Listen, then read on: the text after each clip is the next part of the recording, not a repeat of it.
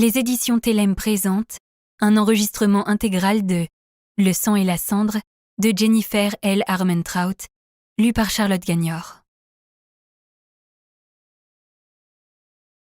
À vous, lectrices et lecteurs.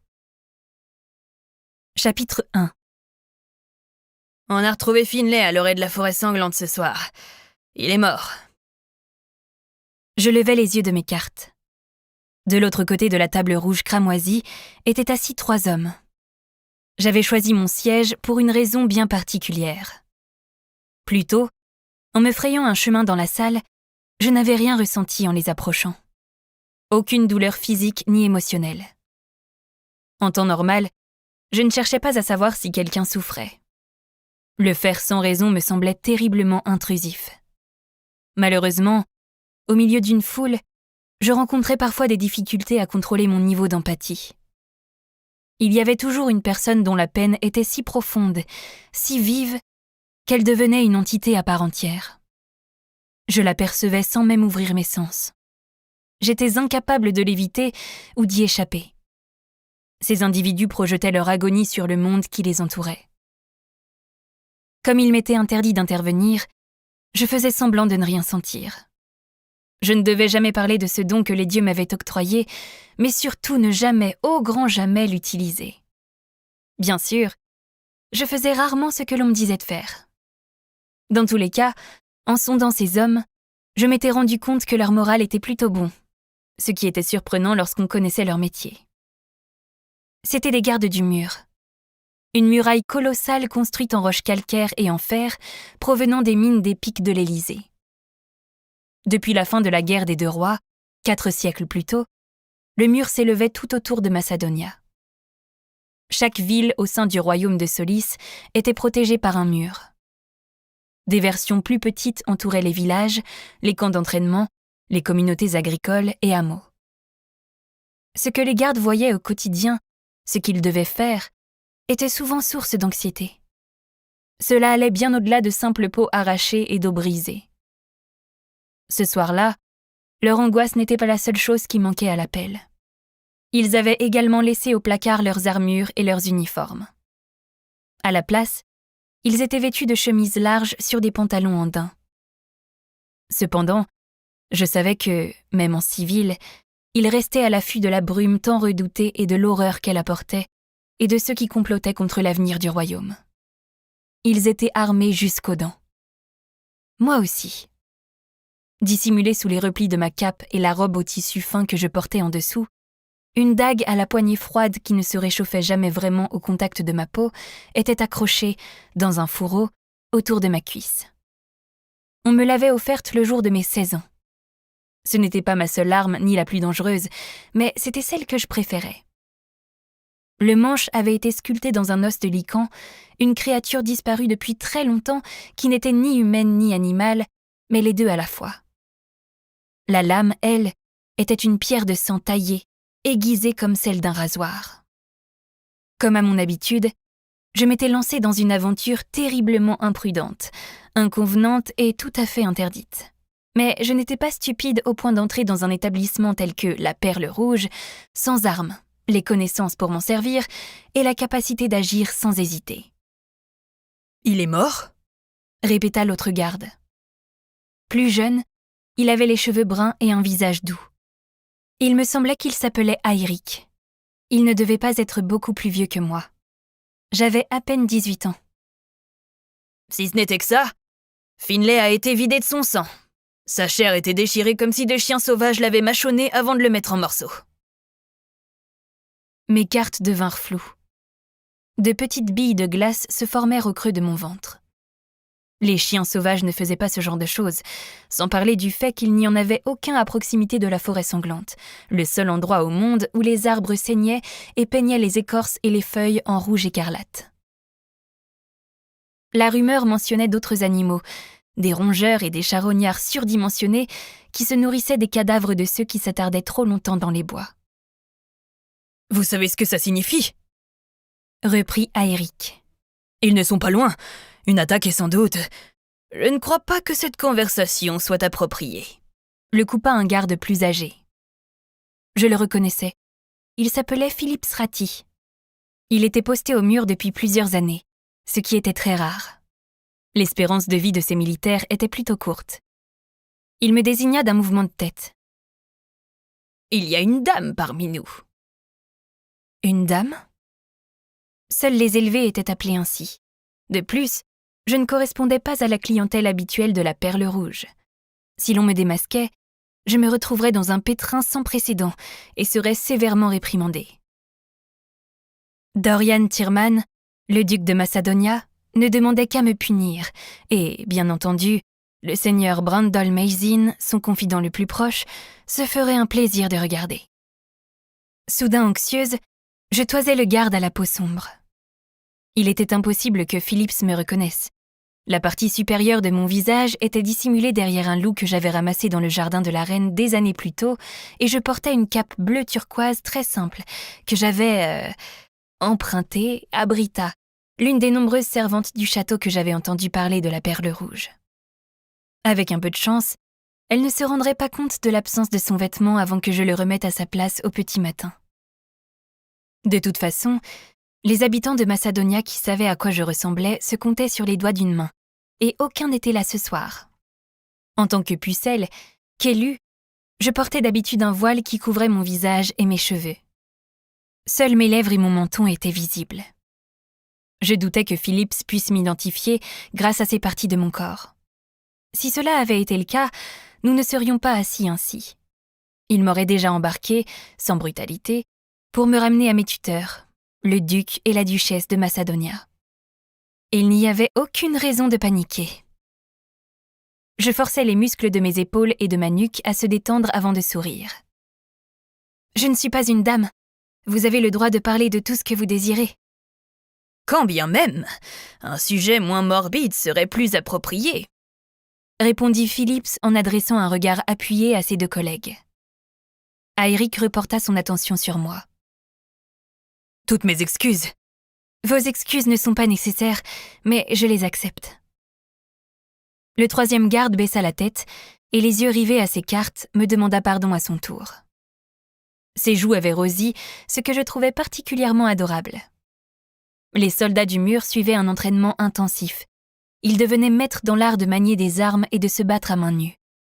Lors des expéditions au-delà de l'enceinte, ils faisaient couler le sang et voyaient la mort en face. Malgré tout, cet homme réussissait encore à rougir. Je m'éclaircis la gorge. J'aurais voulu glaner des informations au sujet de Finlay. Était-il un garde du mur ou un membre des chasseurs, une division de l'armée qui assurait la communication entre les villes et escortait les cargaisons et les voyageurs? Ceux-ci passaient la moitié de l'année en dehors de la protection du mur. Il s'agissait de loin du métier le plus dangereux. Aussi, ils ne se déplaçaient jamais seuls. Beaucoup ne revenaient pas. Ceux qui y parvenaient étaient changés à tout jamais. La mort semblait suivre le moindre de leurs pas et se répandre autour d'eux comme la peste. On les disait maudits. Sentant que Phillips n'accepterait pas que l'on poursuive cette conversation, je ne formulais aucune des questions qui dansaient sur le bout de ma langue. Si Finlay avait été accompagné, et si les 10 compagnons avaient été blessés par ceux qui l'avaient tué, je le découvrirais bien assez tôt. J'espérais simplement ne pas avoir à entendre des hurlements de frayeur. Les habitants de Macedonia ignoraient le nombre exact de personnes qui revenaient maudites de l'autre côté du mur. Ils en croisaient un ou deux par-ci par-là, mais n'avaient pas conscience de la réalité du problème. Si cela avait été le cas, la panique et la terreur auraient mis le feu aux poudres au sein d'une population qui n'imaginait pas l'horreur qui se déroulait à l'extérieur. Mon frère, Yann et moi, au contraire, la connaissions trop bien. C'était la raison pour laquelle, alors qu'autour de la table, les sujets de conversation devenaient plus mondains, je rencontrais des difficultés à me départir de la sensation glacée qui me prenait aux tripes. Un nombre incalculable de vies était sacrifié chaque jour, volontairement ou non, pour assurer la sécurité de ceux qui vivaient à l'intérieur. Mais le système n'était pas infaillible. Il avait déjà échoué. Pas seulement ici, mais à travers le royaume de Solis dans son intégralité. La mort. La mort trouvait toujours un chemin. « Arrête !» m'ordonnai-je, lorsque l'angoisse menaça de me submerger. Je n'avais pas fait tout ce chemin pour réfléchir aux informations pourtant secrètes que je possédais. J'étais venue ici pour vivre, pour ne pas rester éveillée toute la nuit, incapable de dormir, seule, avec le sentiment de ne rien pouvoir contrôler, de ne pas savoir qui j'étais, uniquement ce que j'étais. Un nouveau tour de cartes fut distribué. J'avais suffisamment joué avec Yann pour savoir que je ne pourrais jamais gagner avec les miennes. Lorsque j'annonçais que je me retirais, les gardes hochèrent la tête. Je me levai. Chacun me souhaita une bonne soirée. Tandis que je me frayais un chemin entre les tables, j'acceptais une flûte de champagne que m'offrit un serveur. En la tenant dans ma main gantée, je tentais de retrouver la sensation d'excitation qui avait bourdonné dans mes veines quand je m'étais engouffrée dans la rue, plus tôt dans la soirée. J'observais la salle sans me servir de mes sens. En plus de capter les peurs que projetaient les gens, je pouvais également savoir si quelqu'un souffrait sans le toucher. Il suffisait qu'il se trouve dans ma ligne de mire et que je me concentre. Ce n'était pas la façon dont je le voyais qui changeait. Je sentais son angoisse à l'intérieur de mon corps. En règle générale, la souffrance physique était chaude, mais celle qui était invisible, elle était presque toujours froide. Des cris grivois et des sifflements me sortirent de mes pensées. Une femme s'était assise sur le bord de la table à côté de celle que je venais de quitter. Elle portait une robe en satin et en gaze rouge qui couvrait à peine ses cuisses. Un homme attrapa le bas du très court vêtement dans son poing. Un sourire coquin aux lèvres, elle lui tapa sur la main pour le repousser, puis s'allongea sur la table. Son corps arqué était d'une sensualité inouïe. Sa chevelure blonde et épaisse se répandit sur les pièces et jetons abandonnés. « Qui veut gagner le droit de passer la nuit avec moi ?» Sa voix était grave et rauque. Elle fit glisser ses doigts le long de la taille de son corset à froufrou. « Je peux vous assurer, les garçons, que je vaux bien plus que n'importe quel trésor. »« Et s'il y a égalité ?» demanda l'un des clients. Son manteau parfaitement coupé suggérait qu'il était un marchand fortuné ou un quelconque homme d'affaires. « Alors la nuit sera encore plus amusante pour moi ?» répondit-elle en descendant sa main sur son ventre, puis de plus en plus bas, jusqu'entre ses... Les joues en feu, je détournai aussitôt le regard et pris une gorgée de champagne. Mon attention se porta sur un chandelier en or rose qui illuminait la pièce. Sa présence prouvait que la Perle Rouge était un commerce florissant et que ses propriétaires possédaient des relations haut placées car l'électricité était très chère et son utilisation contrôlée par la cour royale. Pour avoir accès à un tel luxe, il recevait vraisemblablement des invités de marque. Sous le chandelier, une autre partie de cartes battait son plein. Parmi les joueurs, il y avait des femmes. Leurs cheveux étaient coiffés en chignons complexes ornés de cristaux, mais leurs vêtements étaient bien moins affriolants que ceux des employés. Elles portaient des robes aux teintes vives, comme le violet ou le jaune, ou pastel, comme le bleu clair et le lilas. La seule couleur qui m'était autorisée était le blanc, aussi bien dans ma chambre qu'en public, mais les sorties étaient rares. C'était la raison pour laquelle j'étais fascinée par les différentes teintes et la façon dont elles mettaient en valeur la peau et les cheveux de ceux qui les portaient. Moi, à côté, je ressemblais probablement à un fantôme qui hantait les couloirs du château. Ces femmes étaient également affublées d'un loup qui couvrait la moitié de leur visage pour protéger leur identité. Je me demandais qui elles étaient. Des épouses enhardies que l'on avait laissées seules une fois de trop ? Des jeunes femmes qui ne s'étaient pas encore mariées ou qui étaient déjà veuves ? Des servantes ou des femmes qui travaillaient en ville de sortie pour la soirée ? Y avait-il des dames et des seigneurs en attente parmi les personnes masquées à cette table ou dans la foule ? Venaient-ils pour les mêmes raisons que moi ? L'ennui, la curiosité, la solitude. Dans ce cas, nous nous ressemblions davantage que je l'avais imaginé.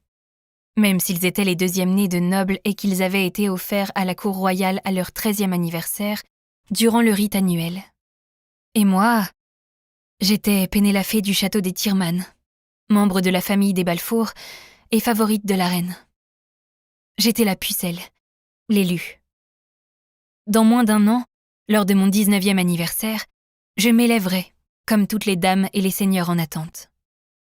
Nos élévations seraient différentes, mais l'événement serait le plus important depuis la première bénédiction des dieux, après la fin de la guerre des 2 rois. Si ces personnes se faisaient attraper, les conséquences seraient moindres. Moi, en revanche, je devrais faire face au mécontentement du duc. Les lèvres pincées, je sentis une pointe de colère m'envahir et se mélanger à un résidu poisseux de dégoût et de honte. Le duc était un personnage abject aux mains baladeuses, qui prenait un plaisir malsain à punir les autres. Toutefois, je refusais de penser à lui, ou de m'inquiéter d'une quelconque punition. Si c'était pour faire ça, autant retourner immédiatement dans ma chambre.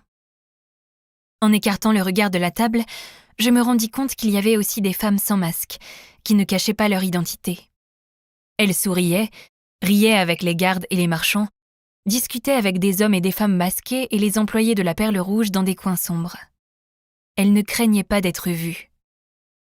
J'ignorais qui elles étaient, mais elles possédaient la liberté à laquelle j'aspirais. Cette indépendance, je la cherchais ce soir. Grâce à mon loup, personne, mis à part les dieux, ne saurait que j'étais ici.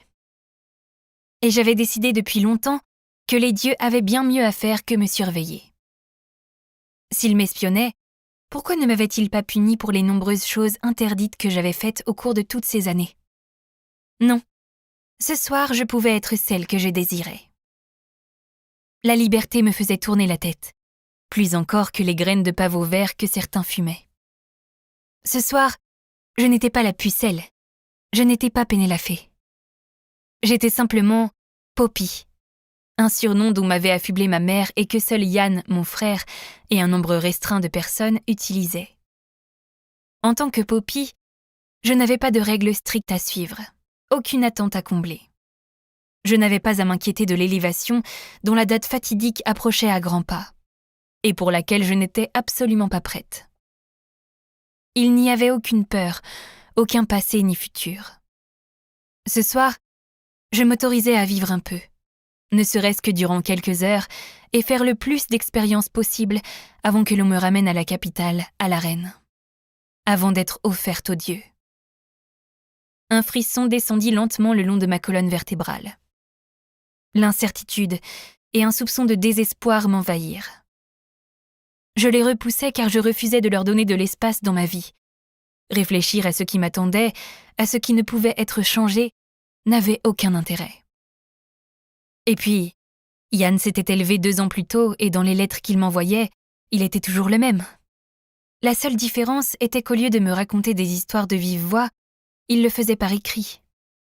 Le mois dernier, il m'avait parlé de 2 enfants, un frère et une sœur, qui avaient nagé jusqu'au fond de la mer de Stroud et s'étaient liés d'amitié avec le peuple de l'eau.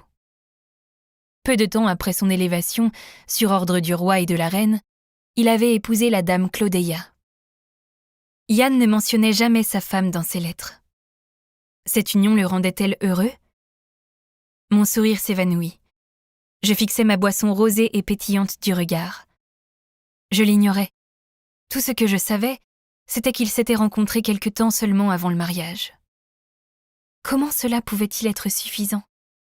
Ils étaient quand même censés rester ensemble pour le reste de leur vie, et les élevés vivaient très, très longtemps. J'avais encore du mal à accepter qu'Yann était l'un d'entre eux. Il n'était pas un 2e fils, mais comme sa sœur était la pucelle, la reine avait demandé aux dieux de faire une exception et ils avaient accepté. Personnellement, je n'aurais pas à vivre ce qu'il avait vécu. Autrement dit, un mariage arrangé, car pour les élevés, la beauté était la qualité la plus importante. C'était ce qui rapprochait une personne du divin. Et, même si j'étais la pucelle, l'élue, on ne me voyait pas ainsi. Je n'étais pas belle. Le duc n'arrêtait pas de me le répéter. J'étais une tragédie.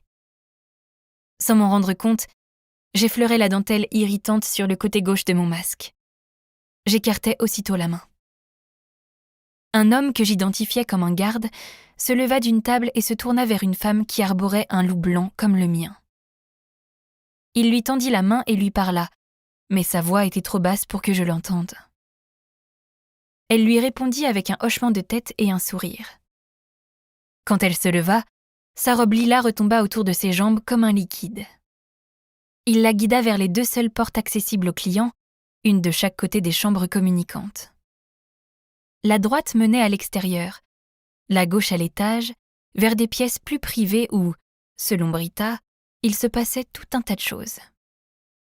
Le garde et la femme masquée disparurent derrière celle de gauche. Il avait posé la question, elle avait accepté. Peu importait ce qui se passerait à l'étage, ils y avaient consenti tous les deux, que cela dure quelques heures ou toute une vie. Je continuais d'observer la porte un long moment après qu'elle se fût refermée. Était-ce une des raisons pour laquelle j'étais venue ici ce soir ? Pour faire l'expérience du plaisir avec la personne de mon choix ? Je pouvais le faire. J'avais surpris des conversations entre les dames en attente qui n'étaient pas obligées de rester vierges comme moi. Selon elles, il existait de nombreuses façons pour une femme de prendre du plaisir tout en conservant sa pureté. Sa pureté. Je haïssais ce mot et ce qu'il signifiait. Comme si ma virginité déterminait ma bonté, mon innocence. Comme si sa présence ou son absence était plus importante que les centaines de choix que je faisais chaque jour. Au fond de mon esprit, je me demandais comment les dieux réagiraient si je la perdais avant de les rejoindre. Refuserait-il de voir tout ce que j'avais accompli pour la simple et bonne raison que je n'étais plus pucelle ? Je ne pouvais pas en être certaine, mais j'espérais que cela ne serait pas le cas. Je n'avais pas l'intention de coucher avec quelqu'un ce soir, ni la semaine prochaine, ni... jamais. Mais je voulais pouvoir prendre la décision moi-même. J'ignorais comment je pourrais me retrouver dans une situation où le problème se poserait, mais j'imaginais que certaines personnes étaient prêtes à s'adonner avec joie aux actes auxquels les dames en attente avaient fait allusion et qui avaient cours ici, à la Perle Rouge. La nervosité me serra la poitrine. Je me forçai à boire un peu de champagne. Les fines bulles me chatouillèrent l'arrière de la gorge et apaisèrent la soudaine sécheresse de ma bouche. Pour être tout à fait honnête, j'avais décidé de sortir sur un coup de tête. La plupart du temps, j'étais incapable de m'endormir avant l'approche de l'aube. Quand je réussissais à trouver le sommeil, je le regrettais presque. Rien que cette semaine, je m'étais réveillée 3 fois d'un cauchemar, mes propres cris résonnant à mes oreilles. Lorsqu'ils apparaissaient ainsi, en cascade, j'avais l'impression qu'ils essayaient de me dire quelque chose. Mon instinct, aussi légitime que ma capacité à ressentir la douleur, me hurlait de rester sur mes gardes. Je pris une légère inspiration avant de reporter mon attention sur la salle. La femme en rouge n'était plus allongée sur la table. Elle avait pris place sur les genoux du marchand qui lui avait demandé ce qui se passerait si 2 hommes gagnaient. Il examinait ses cartes, mais l'une de ses mains se trouvait à l'endroit où elle-même s'était touchée un peu plus tôt, enfoncée entre ses cuisses. Oh là là! Je me mordis les lèvres et me détournai avant que mon visage tout entier ne prenne feu. Je me faufilais dans un espace adjacent, en partie dissimulé derrière un panneau où l'on jouait également aux cartes.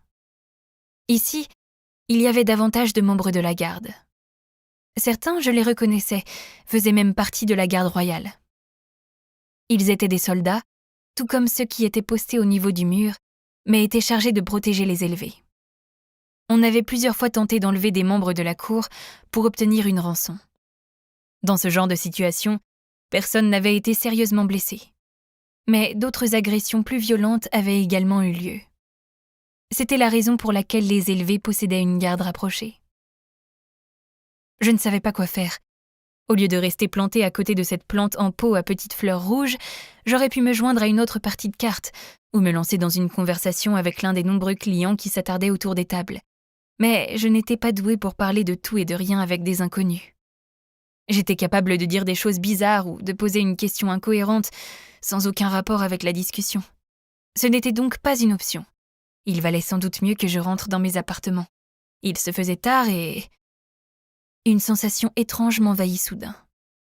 Une espèce de chatouillement apparut au niveau de ma nuque, puis s'intensifia au fil des secondes qui s'égrenaient. J'avais l'impression d'être épiée. J'observais la salle autour de moi. Personne ne semblait m'accorder la moindre attention, alors que je m'étais attendue à découvrir quelqu'un à proximité. La sensation était vraiment très puissante. La gêne se répandit dans mon ventre. J'étais sur le point de me tourner vers la sortie, lorsque les notes douces et légères d'un instrument à cordes s'élevèrent à ma gauche. Mon regard se posa sur des rideaux en gaze rouge sang qui ondulaient tranquillement, soulevés par les allées et venues dans l'établissement. Je me figeai pour écouter. Le tempo s'accéléra, puis ralentit, et fut bientôt rejoint par les battements sourds d'un tambour. J'oubliais la sensation d'être épiée.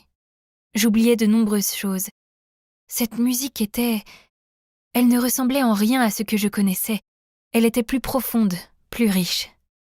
Elle ralentissait avant d'accélérer. Elle était... sensuelle.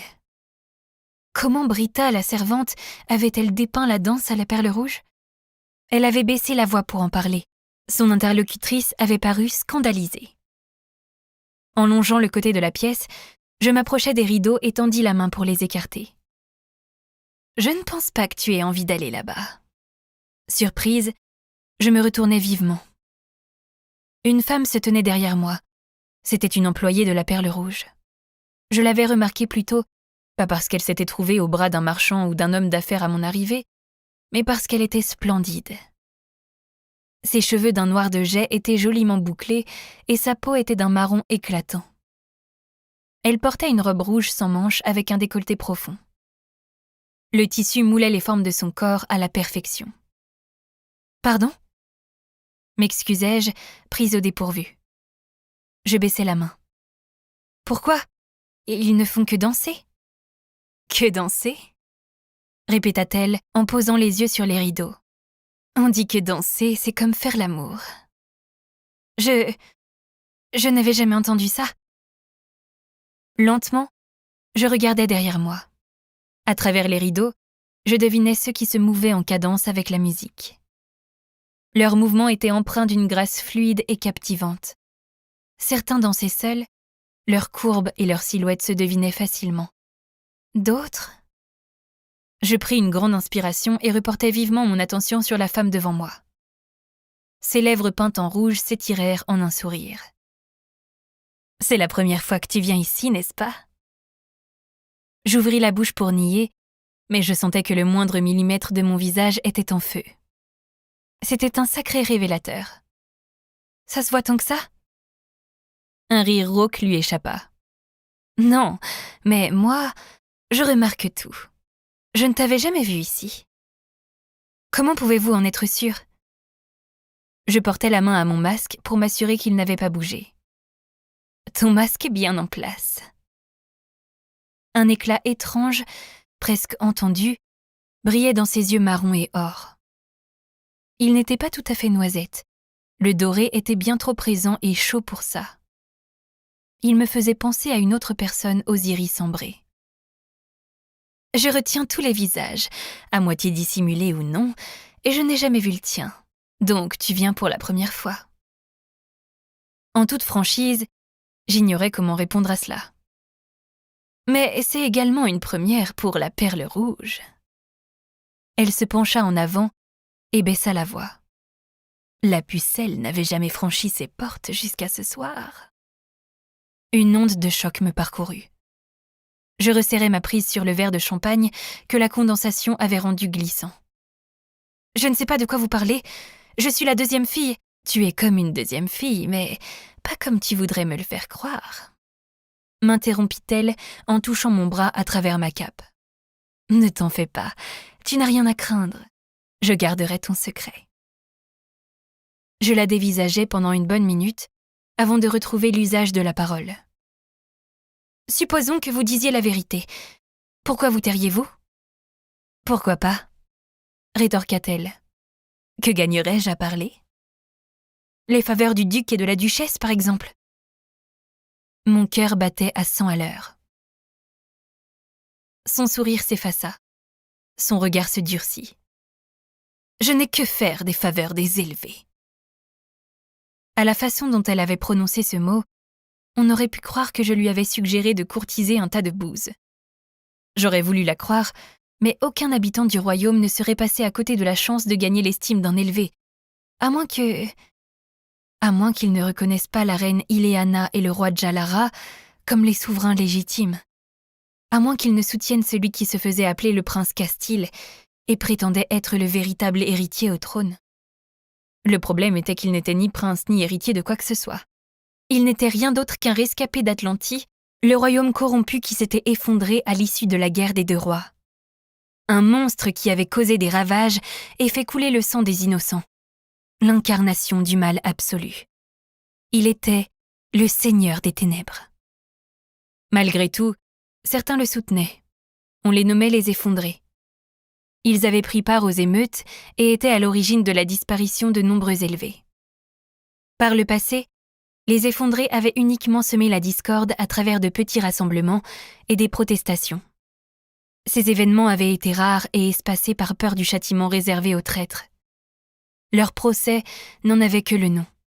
On ne leur laissait aucune chance. La prison, même à long terme, n'était pas pour eux.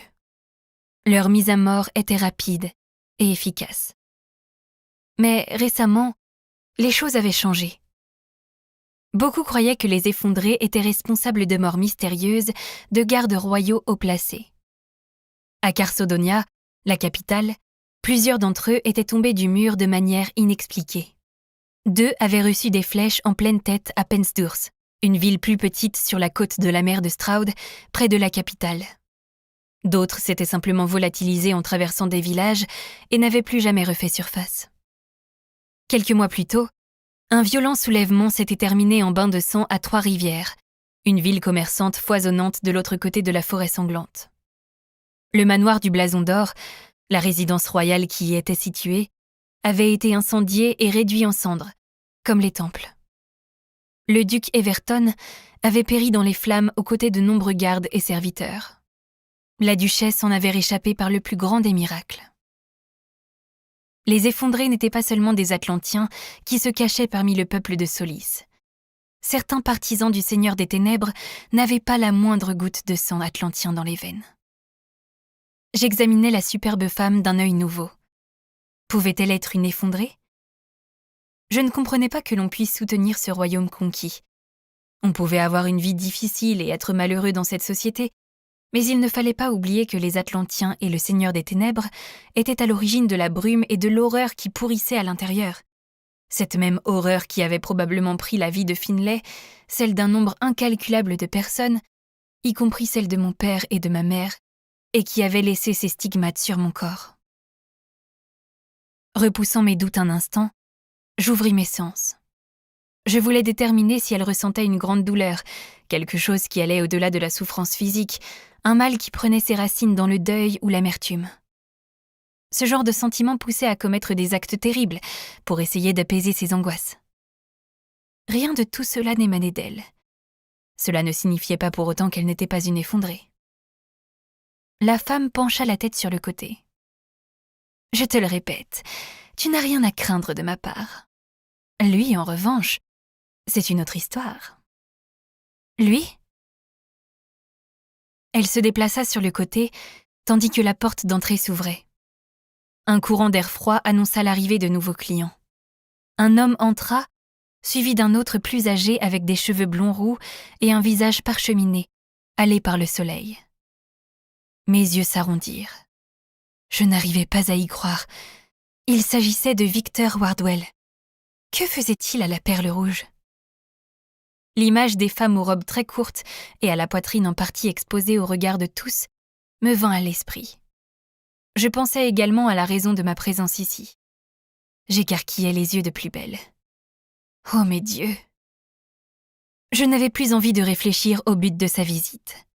Victor était un membre chevronné de la garde royale, un homme qui avait déjà bien entamé sa 4e décennie d'existence, mais à mes yeux, il était plus que ça. C'était lui qui m'avait offert la dague accrochée à ma cuisse, lui qui avait bravé la coutume pour m'apprendre à m'en servir, mais également à manier l'épée, à toucher une cible avec une flèche et même à faire tomber un homme de 2 fois ma taille sans arme. Victor était comme un père pour moi. Il était également mon garde du corps depuis mon arrivée à Macedonia. Il n'était pas le seul. Il partageait cette tâche avec Raylan Keel, qui avait remplacé Hannes, mort durant son sommeil un peu moins d'1 an plus tôt. Cette perte tragique avait été inattendue, car Hannes n'avait eu que 30 ans et avait été en pleine santé. Les guérisseurs pensaient qu'il avait souffert d'un problème cardiaque sans le savoir. Quand bien même, il était difficile d'imaginer qu'une personne en bonne santé puisse s'endormir et ne plus jamais se réveiller. Raylan ignorait à quel point j'avais été entraînée, mais il savait que je me débrouillais avec une dague.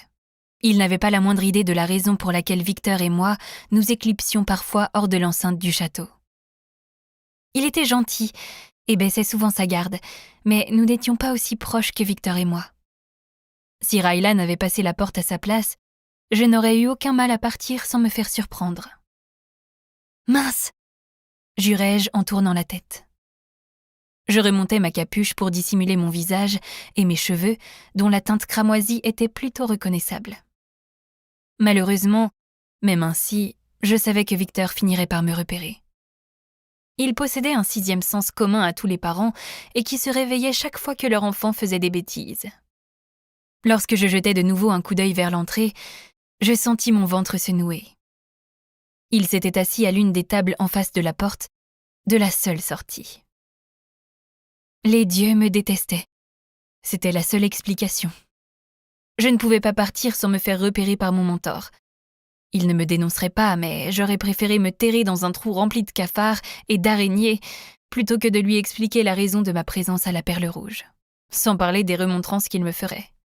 Rien à voir avec les discours et les punitions que le duc adorait délivrer, le genre qui s'insinuait sous la peau et faisait culpabiliser pendant des jours. Parce qu'on savait qu'on le méritait. Et pour être franche, je n'avais pas la moindre envie de voir le visage de Victor lorsqu'il découvrirait que je me trouvais ici.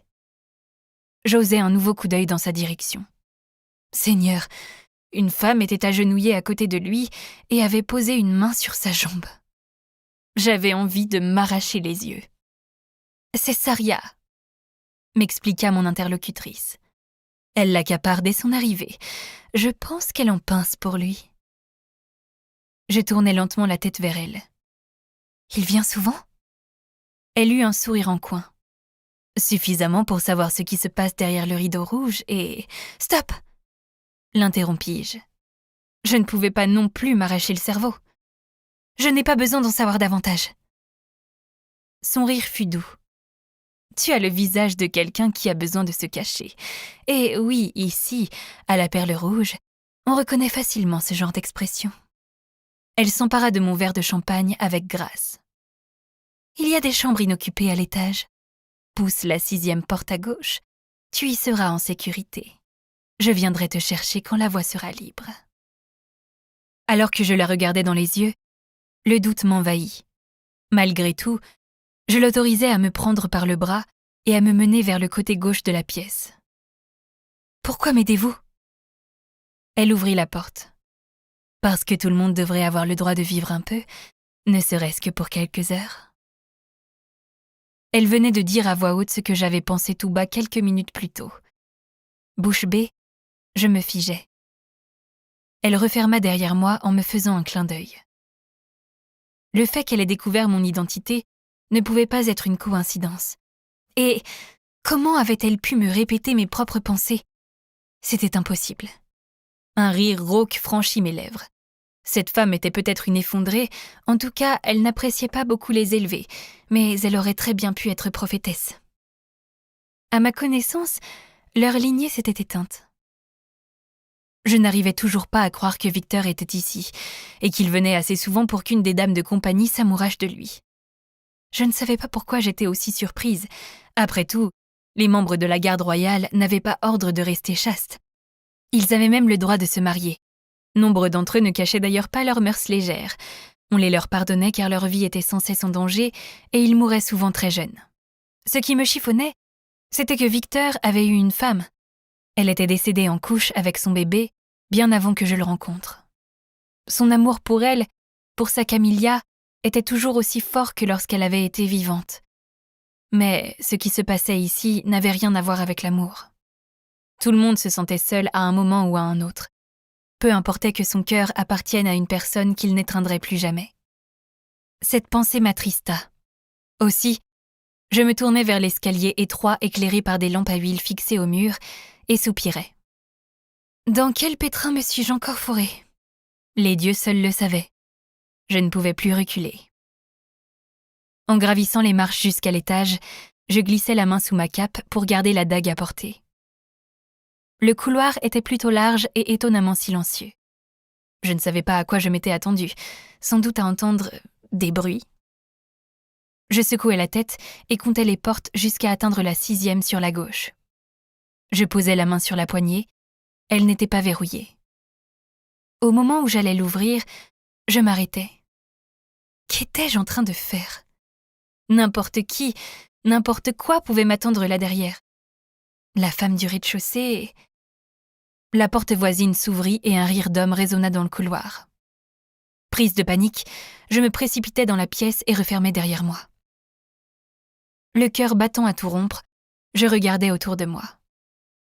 Il n'y avait aucune lampe, seulement un bougeoir supportant plusieurs bougies sur une cheminée. Un fauteuil faisait face à l'âtre vide. Sans même regarder, je savais que le seul autre meuble était un lit. Je pris une grande inspiration. Le parfum m'emplit les narines. Cannelle ? Et autre chose, une odeur qui me rappelait les épices et le pain. Je me tournai. Un bras s'enroula autour de ma taille et me colla contre un corps très dur, indubitablement masculin. « Voilà », murmura un homme à la voix grave, qui est inattendu. Chapitre 2. Interloqué, je levai les yeux, une erreur que Victor m'avait pourtant appris à ne pas faire. J'aurais dû sortir mon arme. Au lieu de cela, je restais tétanisée. La prise autour de ma taille se resserra et une main se posa sur ma hanche. « Mais c'est une très bonne surprise », reprit-il en me libérant. Je regagnai aussitôt mes esprits et me retournai vers lui. Ma capuche dissimulait toujours mon visage. Je tendis la main vers ma dague, puis relevai la tête, et la relevai encore. Oh mes dieux! Je me figeai. En voyant le visage de cet homme dans la lueur des bougies, une onde de choc venait de me parcourir et de me dérober toute capacité d'action. Je ne lui avais jamais adressé la parole, mais je savais qui il était. Hawk Flynn.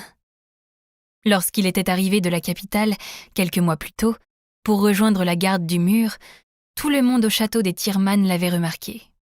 Je n'y avais pas échappé. J'aurais voulu me mentir à moi-même et dire que c'était à cause de sa taille étonnante.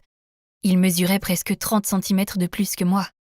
Ou parce qu'il se mouvait avec une grâce innée, une fluidité de mouvement propre aux prédateurs comme les énormes félins gris des cavernes qui vivaient dans les plaines désertées. J'en avais vu un spécimen dans le palais de la reine une fois, quand j'étais enfant. L'animal sauvage avait été enfermé dans une cage. La façon dont il allait et venait dans un espace bien trop petit pour lui m'avait autant fasciné qu'horrifié. J'avais vu Hawk faire les 100 pas ainsi lors de plus d'une occasion, comme si lui-même avait été prisonnier. C'était peut-être aussi à cause du charisme qui émanait de lui alors qu'il n'était pas beaucoup plus vieux que moi. Il avait sans doute l'âge de mon frère, à 1 ou 2 ans près. À moins que la raison soit sa capacité à manier l'épée. Un matin, alors que je me tenais près de la duchesse sur l'un des nombreux balcons du château au-dessus de l'espace d'entraînement, elle m'avait confié que Hawk était venu de la capitale avec des recommandations élogieuses et qu'il deviendrait sans doute le plus jeune membre de la garde royale. Elle avait été incapable de détourner les yeux de ses bras luisants de sueur. Moi aussi. Depuis son arrivée, je m'étais surprise à me cacher plus d'une fois dans des alcôves sombres pour l'observer s'entraîner avec les autres gardes.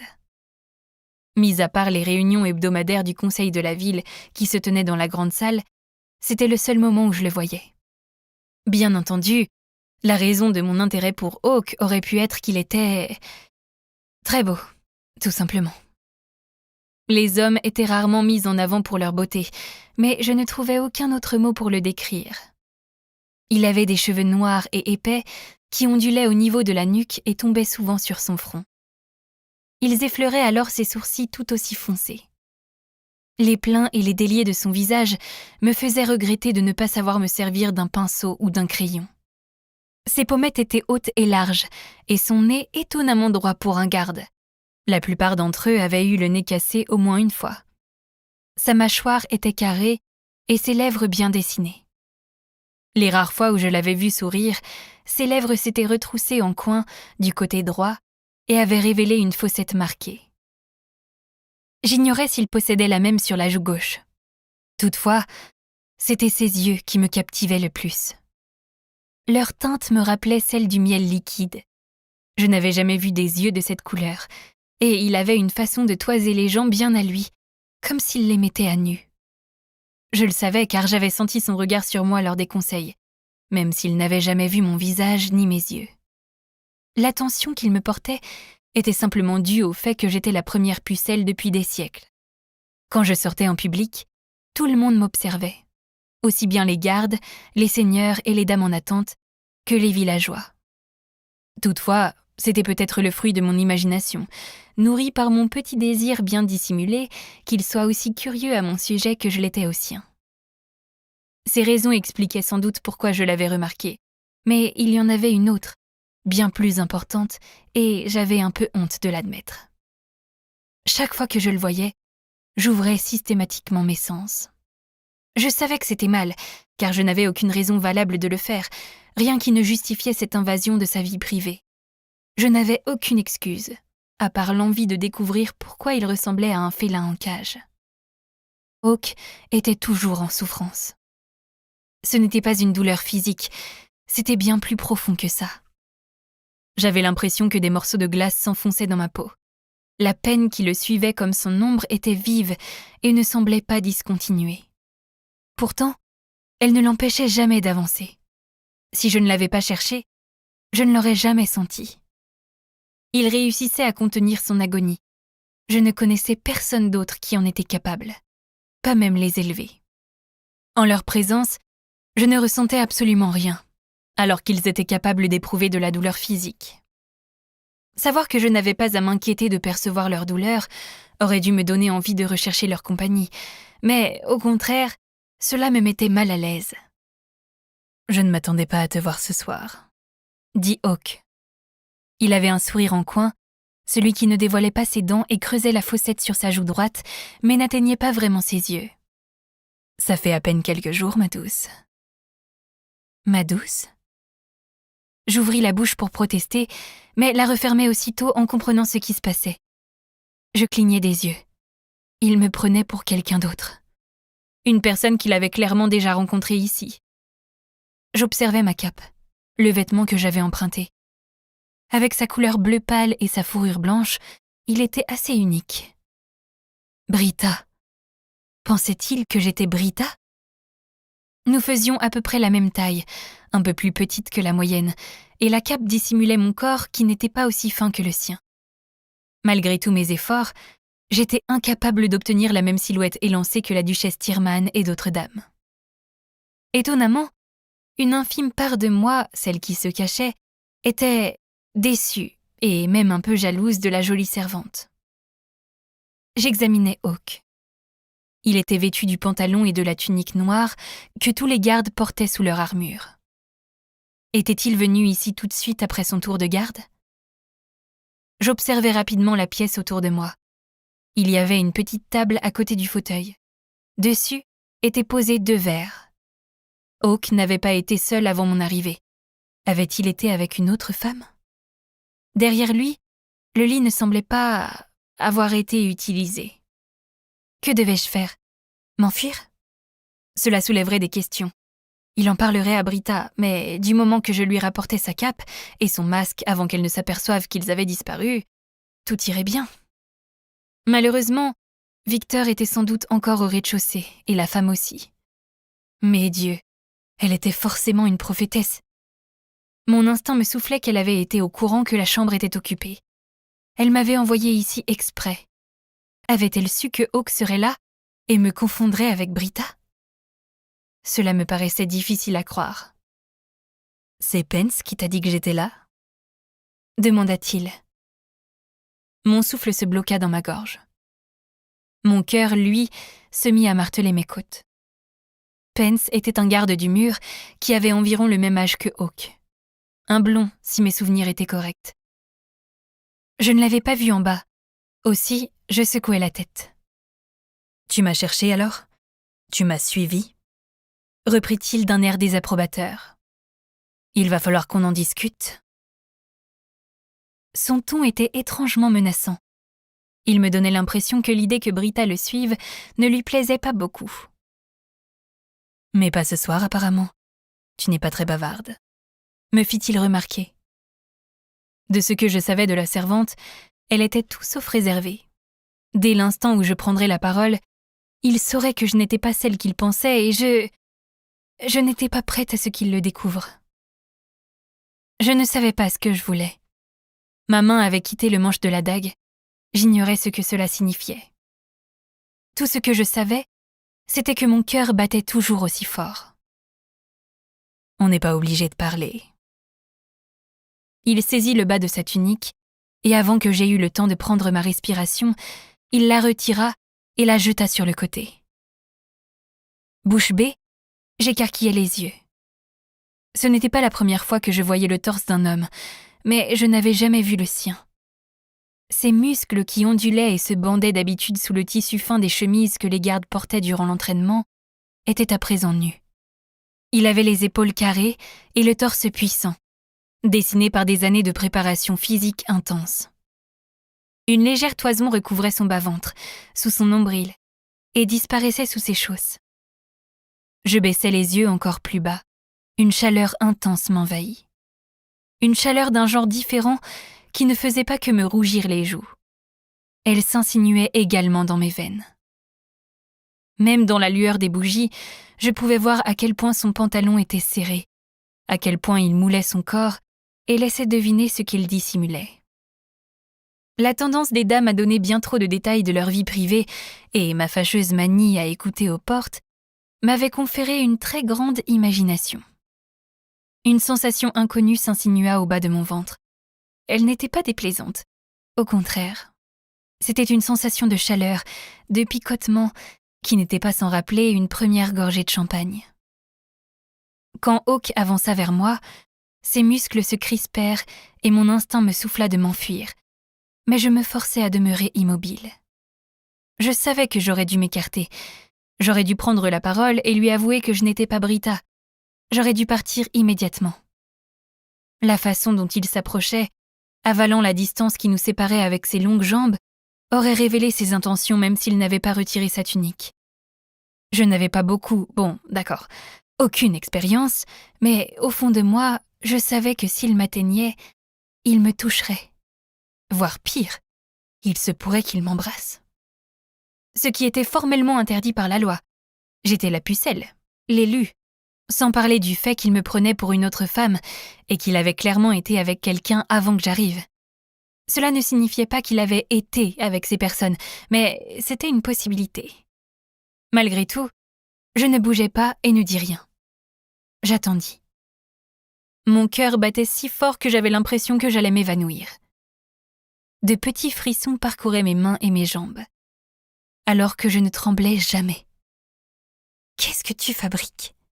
me souffla la partie la plus raisonnable de mon esprit. « Je vis un peu. » murmurai-je à mon tour. « Tu fais surtout preuve d'une stupidité sans borne, » rétorqua la voix. Elle avait raison, pourtant, je ne fis rien. Les sens en ébullition, je regardais Hawk se poster devant moi et lever les bras. Il saisit l'arrière de ma capuche. L'espace d'un instant, je crus qu'il allait la baisser et mettre fin à cette mascarade. Mais ce ne fut pas le cas. Il la fit seulement glisser de quelques centimètres. « Je ne sais pas à quoi tu joues ce soir, » dit-il d'une voix suave, « mais je veux bien y participer. » Son autre bras m'entoura la taille. Quand il me pressa contre son torse, je hoquetai de surprise. Cette étreinte n'avait rien en commun avec celle, plus brève, que j'avais reçue de Victor. C'était la première fois qu'un homme me serrait ainsi dans ses bras. Il n'y avait pas le moindre espace entre son torse et ma poitrine. Le contact me fit l'effet d'un électrochoc. Il me souleva sur la pointe des pieds, puis mes orteils quittèrent le sol. Sa force était incroyable. Je n'étais pas particulièrement légère. Stupéfaite, je posai les mains sur ses épaules. La chaleur de sa peau me brûlait à travers le tissu de mes gants, de la cape et de la fine robe blanche que je portais d'habitude pour dormir. Il pencha la tête et je sentis son souffle chaud contre mes lèvres. Un frisson d'impatience descendit le long de ma colonne vertébrale alors même que l'incertitude me serrait le ventre. Toutefois, les deux émotions n'eurent pas le temps d'entrer en conflit. Il se retourna et avança avec la même grâce féline que je lui connaissais. En l'espace de quelques battements de cœur, il m'avait allongé sur le lit. Sa poigne était ferme, mais il faisait attention à ne pas me blesser. Il semblait avoir conscience de sa force. Quand il se positionna sur moi, sans retirer la main de derrière ma tête, son poids sur mon corps me grisa. Puis ses lèvres rencontrèrent les miennes. Hawk était en train de m'embrasser. Ce baiser n'était pas doux ni tendre comme je l'avais imaginé. Au contraire, il était violent, écrasant. On aurait dit qu'il marquait son territoire. Quand je hoquetais de surprise, il en profita pour approfondir le baiser. Sa langue rencontra la mienne. Je ne m'y attendais pas. La panique grandit au creux de mon ventre, ainsi qu'autre chose, une sensation bien plus puissante, un plaisir dont je n'avais jamais fait l'expérience. Sa bouche avait le goût de la liqueur dorée que j'avais goûtée en cachette un jour. J'avais l'impression de sentir sa langue sur mon corps tout entier. Ma peau se hérissa de chair de poule, ma poitrine devint très lourde, une tension délicieuse serra mon bas-ventre et descendit un peu plus bas. Soudain, je ressentis d'étranges pulsations entre mes jambes. Je tremblais et enfonçais mes doigts dans ses épaules. Je regrettais de porter des gants, car j'aurais voulu sentir sa peau contre la mienne. À ce stade, je n'aurais sans doute pas pu me concentrer sur ses émotions. Il pencha la tête sur le côté et m'effleura de sa... Il brisa soudain le baiser et se redressa légèrement. « Qui es-tu » Mon esprit fonctionnait au ralenti et ma peau bourdonnait. Je clignais doucement des paupières. Ses cheveux noirs lui tombaient sur le front. La lueur vacillante des bougies créait des ombres sur son visage. Ses lèvres paraissaient aussi gonflées que les miennes en avaient l'air. Il bougea si vite que je fus incapable de réagir. Il tira sur ma capuche et dévoila mon visage masqué. Il haussa les sourcils, tandis que mon esprit s'éclaircissait. Mon cœur battait toujours à 100 à l'heure, mais pour une raison bien différente. Malgré tout, mes lèvres me démangeaient toujours à cause de son baiser. Mon premier baiser. Les yeux dorés de Hawk se posèrent sur le haut de ma tête. Il retira sa main qui était toujours sous ma nuque. Lorsqu'il souleva une mèche de mes cheveux, je me crispais. Dans la lumière des bougies, il paraissait auburn foncé. Il pencha la tête sur le côté. « Tu n'es pas celle que je pensais » murmura-t-il. « Comment l'as-tu deviné » demandai-je sans pouvoir m'en empêcher. « Parce que la dernière fois que j'ai embrassé la propriétaire de cette cape, elle a failli avaler ma langue. »« Oh » murmurai-je. Étais-je censée faire ça ? Cela n'avait pas l'air très agréable. Il me dévisagea d'un air pensif. Il était toujours à moitié allongé sur moi. L'une de ses jambes était même logée entre les miennes. J'ignorais quand cela était arrivé. « Tu as déjà été embrassée. » Le rouge me monta aux joues. Oh Seigneur, était-ce si évident ? Bien sûr ! Il eut un sourire en coin. « Tu mens toujours comme ça ? » Non ! Mentis-je aussitôt. Menteuse, murmura-t-il d'un ton presque taquin. La honte m'envahit et étouffa le plaisir dévastateur comme si j'avais été plongée dans une flaque de neige fondue.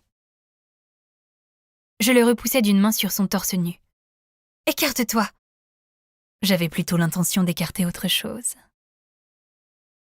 La façon dont il prononça ces paroles me fit plisser les yeux. Hawk s'esclaffa. C'était la première fois que je l'entendais rire. Lorsque je le croisais dans la grande salle, il se montrait silencieux et stoïque, comme la plupart des gardes. Quand il s'entraînait, je le voyais parfois sourire en coin, mais je ne l'avais jamais entendu rire. Étant donné que j'avais conscience de la souffrance qui l'étreignait, je n'avais pas été certaine jusqu'à cet instant qu'il en était capable. Mais il le pouvait, et c'était un son franc, profond et agréable. Il me caressa de l'intérieur jusque dans mes orteils. Je me rendis alors compte que c'était également la première fois que je l'entendais parler autant. Il avait un léger accent, qui donnait une inflexion musicale à son discours. J'aurais été incapable de dire d'où il venait. Après tout, je n'avais jamais voyagé ailleurs qu'ici et la capitale, et il était rare que l'on me parle directement ou que l'on prenne la parole en ayant connaissance de ma présence. À ce que j'en savais, il s'agissait peut-être d'un accent relativement commun. « Tu devrais vraiment bouger », lui lançai-je, même si j'appréciais son poids sur moi. « Je suis très bien où je suis », rétorqua-t-il.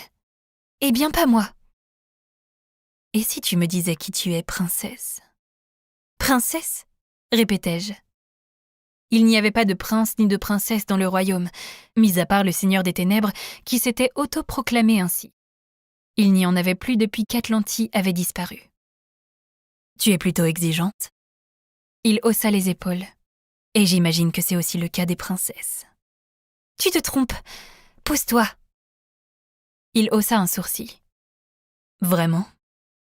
Ce n'est pas parce que je te demande de te lever que je suis exigeante. » Je ne suis pas d'accord. Il s'interrompit. « Princesse. » Mes lèvres frémirent, mais je réussis à me retenir de sourire. « Tu ne devrais pas m'appeler comme ça. »« Alors, comment dois-je t'appeler ? Tu as un nom peut-être ? » « Je suis... personne, » répondis-je. « Personne ? Quel drôle de nom. Les petites filles qui s'appellent ainsi ont-elles toute l'habitude de porter les vêtements des autres ? » « Je ne suis pas une petite fille, » crachai-je. « Je l'espère bien. » Il marqua une pause. Ses lèvres se retroussèrent en coin. « Quel âge as-tu ? » « Je suis assez vieille pour être ici, si c'est ce qui t'inquiète. » En d'autres termes, assez vieille pour te déguiser, faire croire à une personne que tu es quelqu'un d'autre et la laisser t'embrasser. « J'ai compris. » Le coupai-je. « Oui, je suis assez vieille pour tout ça. » Il haussa un sourcil. « Je vais me présenter, mais quelque chose me dit que tu sais déjà qui je suis. Je m'appelle Hawk Flynn. »« Enchantée, » répondis-je, et je me sentis idiote. La fossette sur sa joue droite se creusa davantage. « C'est le moment où tu me donnes ton nom. » Ni mes lèvres ni ma langue ne bougèrent. « Alors je continuerai de t'appeler princesse. » À présent, son regard était beaucoup plus chaleureux. Je mourrais d'envie de savoir si sa douleur s'était atténuée, mais je résistais à la tentation. La souffrance avait peut-être complètement disparu. Dans ce cas... Le moins que tu puisses faire, c'est m'expliquer pourquoi tu ne m'as pas arrêté, reprit-il avant que j'aie eu le temps de céder à la curiosité et d'ouvrir mes sens. J'ignorais comment répondre à cette question. Moi-même, je ne le comprenais pas. Ses lèvres se retroussèrent en coin. Je ne pense pas que ce soit seulement à cause de mon charme dévastateur. Je plissai le nez. Bien sûr que non. Un bref éclat de rire lui échappa, comme sous le coup de la surprise. J'ai l'impression que tu viens de m'insulter. Gênée, je grimaçai. Ce n'était pas mon intention. Tu m'as blessée, princesse. Ça m'étonnerait. Tu as forcément conscience de ton apparence. C'est vrai, elle a poussé certaines personnes à prendre des décisions discutables. Alors pourquoi as-tu dit que tu étais insultée ? Je compris qu'il me faisait marcher. Vexée de ne pas m'en être rendu compte tout de suite, je tentai de nouveau de le repousser. Tu es toujours allongé sur moi. Je sais. Je pris une grande inspiration. C'est très impoli de ta part de ne pas bouger, alors que je t'ai clairement demandé de me libérer. Et c'est très impoli de ta part de pénétrer dans une chambre habillée comme... ton amante ? Il haussa un sourcil. Je ne l'aurais pas appelée comme ça. Alors comment l'appellerais-tu ? Toujours à moitié allongé sur moi, Hawk sembla réfléchir à la question.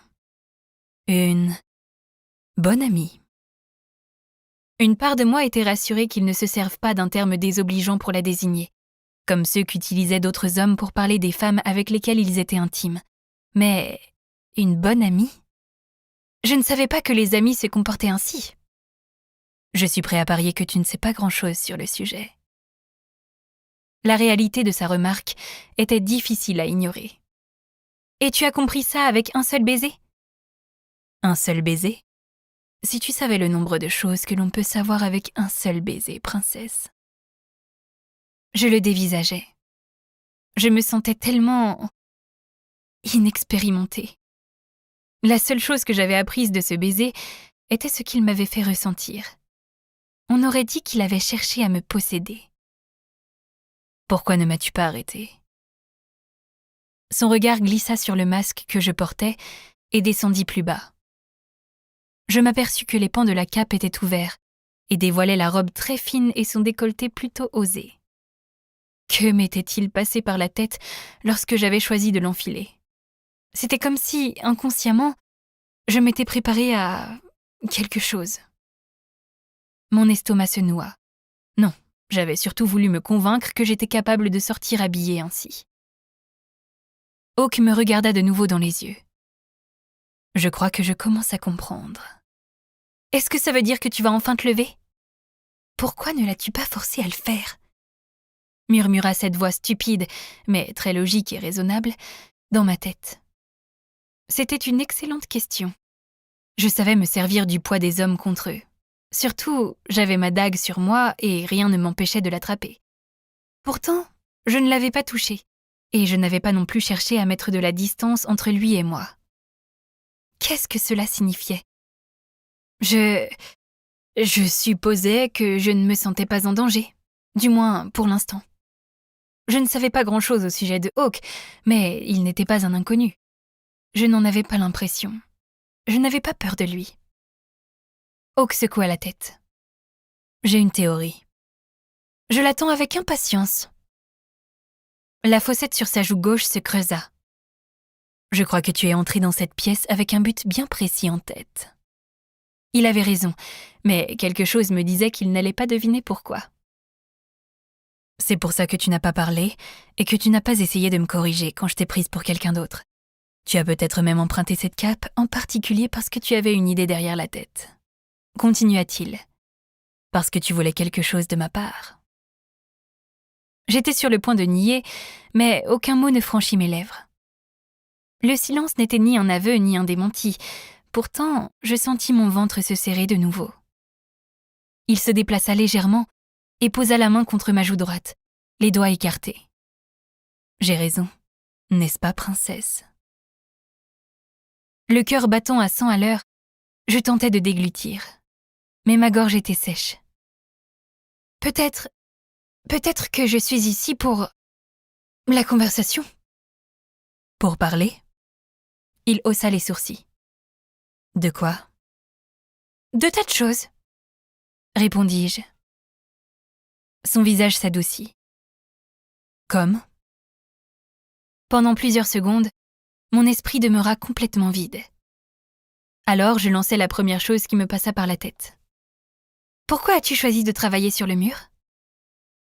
Tu es venu jusqu'ici pour me poser cette question ?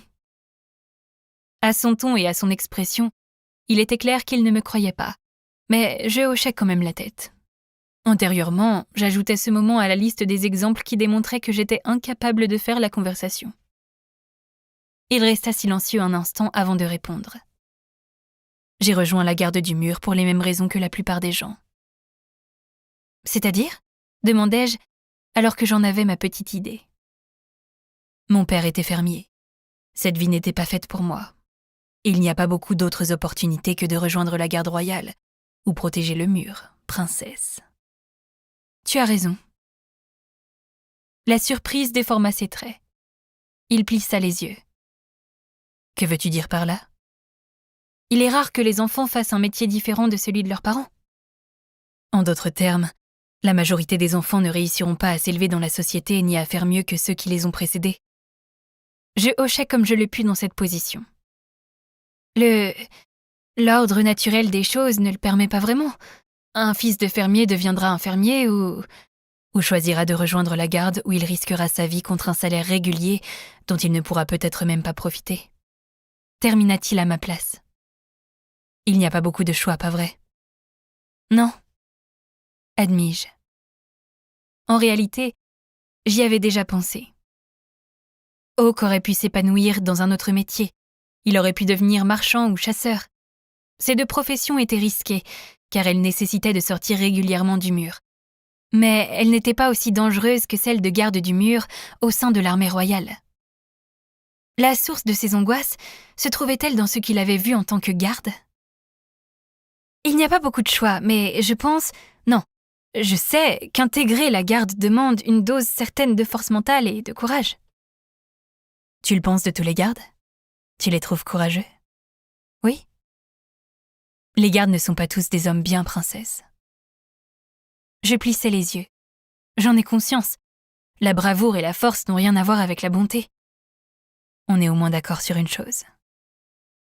Son regard se posa sur ma bouche. Ma poitrine se serra soudain très fort. Tu as dit que ton père était fermier? A-t-il rejoint les dieux? Une expression étrange passa sur son visage, mais elle disparut si vite que je n'eus pas le temps de la déchiffrer. Non, il est vivant et en pleine santé. Et le tien? Je secouai légèrement la tête. Mon père... Mes parents ne sont plus de ce monde. Je suis navrée de l'entendre. Compatit-il. Il paraissait sincère. La douleur de la perte d'un parent ou d'un membre de la famille dure longtemps après leur disparition. La peine s'estompe mais ne disparaît jamais vraiment.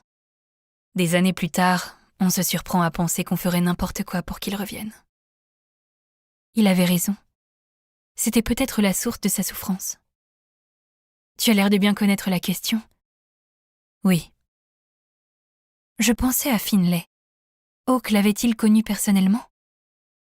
La majorité des gardes étaient proches et développaient un lien plus fort que celui du sang. Même s'il n'avait pas connu Finlay, il en avait forcément connu qui avait subi le même sort.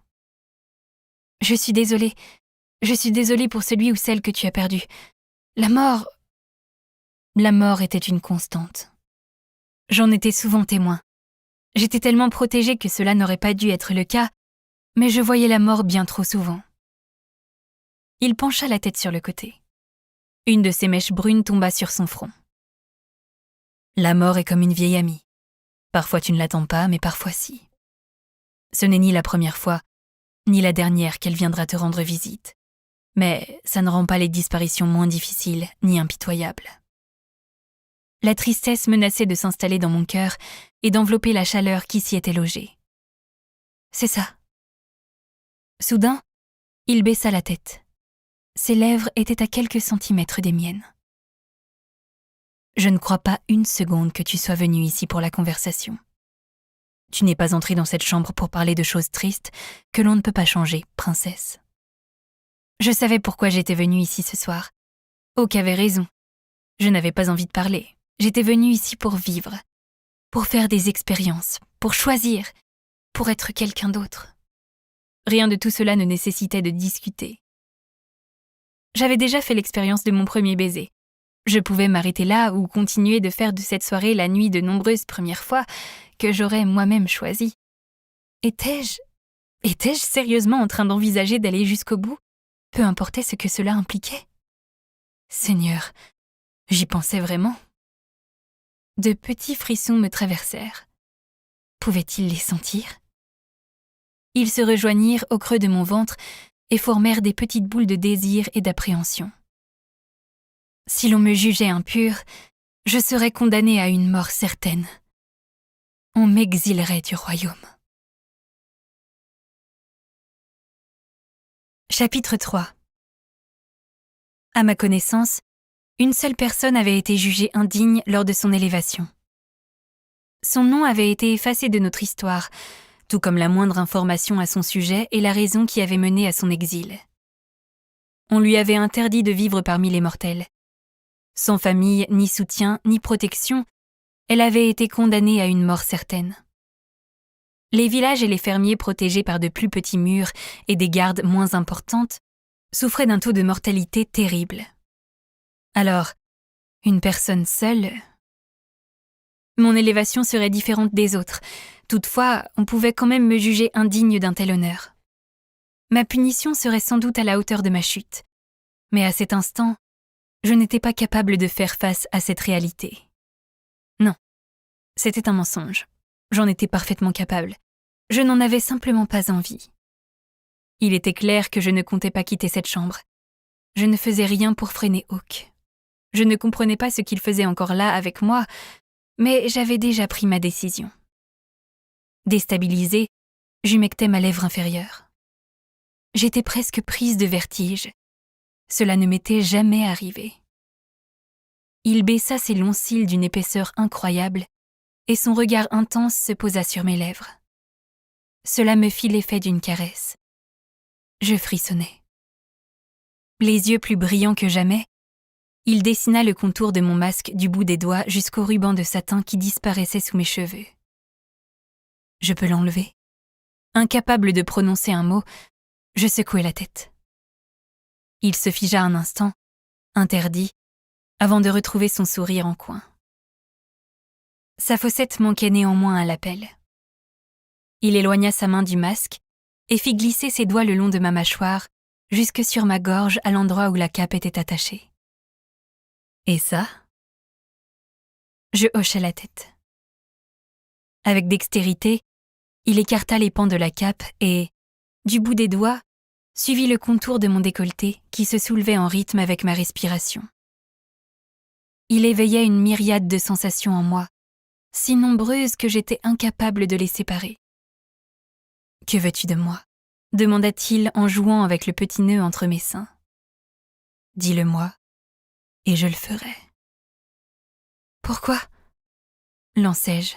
« Pourquoi ferais-tu ça ? Tu ne me connais pas ? Tu croyais que j'étais quelqu'un d'autre ?» Une expression amusée anima son beau visage. « Je n'ai rien d'autre à faire, et je suis intriguée. » Je haussai les sourcils. « Tu n'as rien d'autre à faire ? Tu préférerais que je compose des poèmes à ta beauté qui m'ensorcellent, alors que je ne vois qu'une partie de ton visage. De ce que je distingue, il semble très joli. À moins que tu ne préfères que je t'avoue que tes yeux me fascinent. Ils ont l'air d'être d'une magnifique teinte verte. » Je fronçai les sourcils. « Non, je ne veux pas que tu mentes. » « Ce ne sont pas des mensonges. » Il tira sur le nœud pour le défaire et pencha la tête. Ses lèvres effleurèrent les miennes. Le léger contact fit naître une vague de désir au fond de moi. « Je t'ai dit la vérité, princesse. Tu m'intrigues. Et c'est assez rare pour le souligner. »« Et alors ?»« Alors ?» répéta-t-il en riant. Sa bouche glissa contre ma mâchoire. « Tu as changé mes projets pour la soirée ? Je comptais rentrer à la caserne et profiter d'une bonne nuit de sommeil, tout ce qu'il y a de plus ennuyeux. Mais si je reste avec toi, cela ne le sera pas du tout. » Je pris une faible inspiration. Contre toute attente, ses paroles me flattaient, mais j'étais toujours sceptique quant à ses motivations. J'aurais aimé pouvoir poser la question à quelqu'un d'autre, mais cela aurait été étrange et gênant. Je repensais alors aux 2 verres sur la petite table. « Tu étais avec quelqu'un avant moi ?» Il releva la tête pour me regarder dans les yeux. « Pourquoi cette question ?»« Il y a 2 verres à côté du fauteuil, » lui fis-je remarquer. « Tu es bien curieuse pour une femme qui ne veut même pas me dire son nom. » Mes joues s'empourprèrent. Il marquait un point. Il resta silencieux si longtemps que je commençais à douter. Je n'aurais sans doute pas dû me soucier du fait qu'il avait été avec quelqu'un d'autre durant la soirée, mais c'était le cas. Cela confirmait le fait que cette situation était une erreur. J'étais complètement dépassée par les événements. Je ne savais rien de lui, de ce que... « J'étais avec quelqu'un, » répondit-il. La déception m'envahit. Un ami. Pas le même genre d'ami que la propriétaire de cette cape. Je ne l'avais plus vu depuis longtemps. On a discuté en privé. Mon désarroi s'atténua. J'avais l'impression qu'il me racontait la vérité. Il n'avait aucune raison de me mentir. Il n'avait qu'à claquer des doigts pour trouver des dizaines d'autres femmes qui auraient été ravies de l'intriguer. Alors, princesse, si tu me disais ce que tu veux de moi. Je pris une nouvelle inspiration vacillante. Je peux tout te demander ? Tout. Il bougea la main et la plaça sous mon sein. Du pouce, il en caressa le centre. C'était une caresse légère comme une plume, pourtant je sentis des éclairs de plaisir me transpercer. Mon corps réagit par instinct et se cambra. J'attends, souffla-t-il en recommençant et en faisant partir en éclats ma concentration déjà mise à rude épreuve. Dis-moi ce que tu aimes, je ferai encore mieux. Je me mordis la lèvre. Je ne sais pas. Le regard de Hawk trouva de nouveau le mien. L'espace d'un instant, je me demandais si j'avais commis un impair. Je vais te dire ce que je veux, moi. Son pouce décrivait de longs cercles autour de la partie la plus sensible de mon sein. J'aimerais que tu retires ton masque. Un frisson aigu, dévastateur, me parcourut. Le plaisir me montait à la tête avec délice. Je n'avais jamais rien ressenti de tel. Cette douce douleur m'était inconnue. Pourquoi ? Parce que je veux te voir. Tu me vois déjà ? Non, princesse. Quand il baissa la tête, ses lèvres frôlèrent le décolleté de ma robe. Je veux te voir pour de bon, quand je ferai ça sans ta robe entre ma bouche et ta peau. Avant que j'aie eu le temps de lui demander ce que cela signifiait, je sentis sa langue chaude et humide à travers ma fine robe en soie. Je hoquetais de surprise, choquée par l'acte en lui-même et par la lave en fusion qu'il avait déversée dans mes veines. Sans me quitter des yeux, il referma la bouche sur la pointe de mon sein. Il le suça longtemps et avec ardeur. Mon hoquet se transforma en gémissement dont j'aurais probablement honte plus tard. Enlève ton masque. Il releva la tête et glissa la main jusqu'à ma hanche. S'il te plaît. Si j'acceptais, il ne me reconnaîtrait pas. Avec ou sans masque, Hawk ne saurait jamais avec qui il se trouvait, mais si je me dévoilais devant lui, aurait-il la même réaction que le duc ? Me dirait-il que j'étais une œuvre d'art et une tragédie tout à la fois ? Lorsqu'il sentirait les sections de peau plus dures et légèrement surélevées au niveau de mon ventre et de mes cuisses, retirerait-il sa main d'un air de dégoût ? J'eus soudain très froid. Je n'avais pas réfléchi à ça, pas du tout. La merveilleuse chaleur grisante s'évanouit. Hawk n'était pas un élevé, mais d'un point de vue physique, il leur ressemblait. Il était presque parfait. Je n'avais jamais eu honte de mes cicatrices, car elles me rappelaient le drame auquel j'avais survécu. Mais il fit descendre sa main à l'intérieur de ma cuisse, à l'endroit où ma robe s'ouvrait. Soudain, il se figea. Il venait de sentir la poignée de ma dague. Qu'est-ce que c'est ? En un clin d'œil, il la sortit de son fourreau. Ses doigts s'étaient rapprochés dangereusement de l'une de mes cicatrices. Je me redressai, mais il fut plus rapide. La lueur de la bougie se reflétait sur la lame rouge. Pierre de sang et os de licon. « Rends-la-moi » m'exclamai-je en m'efforçant de me mettre à genoux. Son regard alla de la dague à moi. C'est une arme très spéciale. Je sais. Mes cheveux tombèrent en avant, sur mes épaules. D'une valeur non négligeable. Continua-t-il. Comment s'est-elle retrouvée en ta possession, princesse ? On m'en a fait cadeau. C'était la vérité. Je ne suis pas idiote au point de me rendre dans un lieu comme celui-ci sans protection. Il me dévisagea un long moment avant de reporter son attention sur la dague.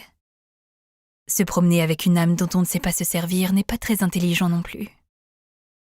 L'agacement me submergea aussi vite que le désir qu'il avait fait naître en moi quelques minutes plus tôt. Qu'est-ce qui te fait croire que je ne sais pas m'en servir ? Le fait que je sois une femme ? Tu ne peux pas m'en vouloir d'être surpris. Les femmes de Solis n'ont pas vraiment l'habitude de manier la dague. Tu as raison. Sur toute la ligne. Dans notre société, il n'était pas convenable pour une femme d'apprendre à utiliser des armes ou à se défendre. Cela m'avait toujours révoltée. Si ma mère avait su se battre, elle aurait peut-être encore été en vie. Mais je sais m'en servir. Le coin droit de ses lèvres se retroussa. Maintenant, je suis vraiment intriguée. Se déplaçant à une vitesse folle, il enfonça la lame dans le matelas. Décontenancée, je me demandais ce que les propriétaires de la Perle Rouge en penseraient, jusqu'à ce qu'ils se jettent de nouveau sur moi. Alors il me força à m'allonger et je sentis encore une fois son poids sur mon corps. Il se pressa contre moi de la plus délicieuse des façons et fit rencontrer les parties les plus intimes de nos anatomies. Sa bouche effleura la mienne. Et... un poing s'abattit sur la porte, l'empêchant de continuer. « Hawk !» s'enquit un homme. « Tu es là ?»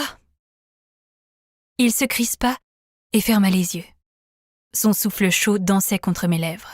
« C'est Kieran !» précisa l'homme. Son nom ne me disait rien. « Comme si je ne le savais pas !» marmonna Hawk dans sa barbe. Un petit gloussement m'échappa. Lorsqu'il rouvrit les yeux, il me sourit. « Hawk !» Kieran frappa de plus belle. « Tu ferais mieux de lui répondre ?» murmurai-je. « Bon sang !» jura-t-il. Il tourna la tête et cria. « Je suis totalement et heureusement occupé. »« Navré de l'apprendre !» rétorqua Kieran, alors que Hawk reportait son attention sur moi. Le messager insista. « Mais je suis obligé de t'interrompre. »« Et si tu continues à frapper à cette porte, je serai obligé de te casser la main. » l'avertit Hawk. J'écarquillai les yeux.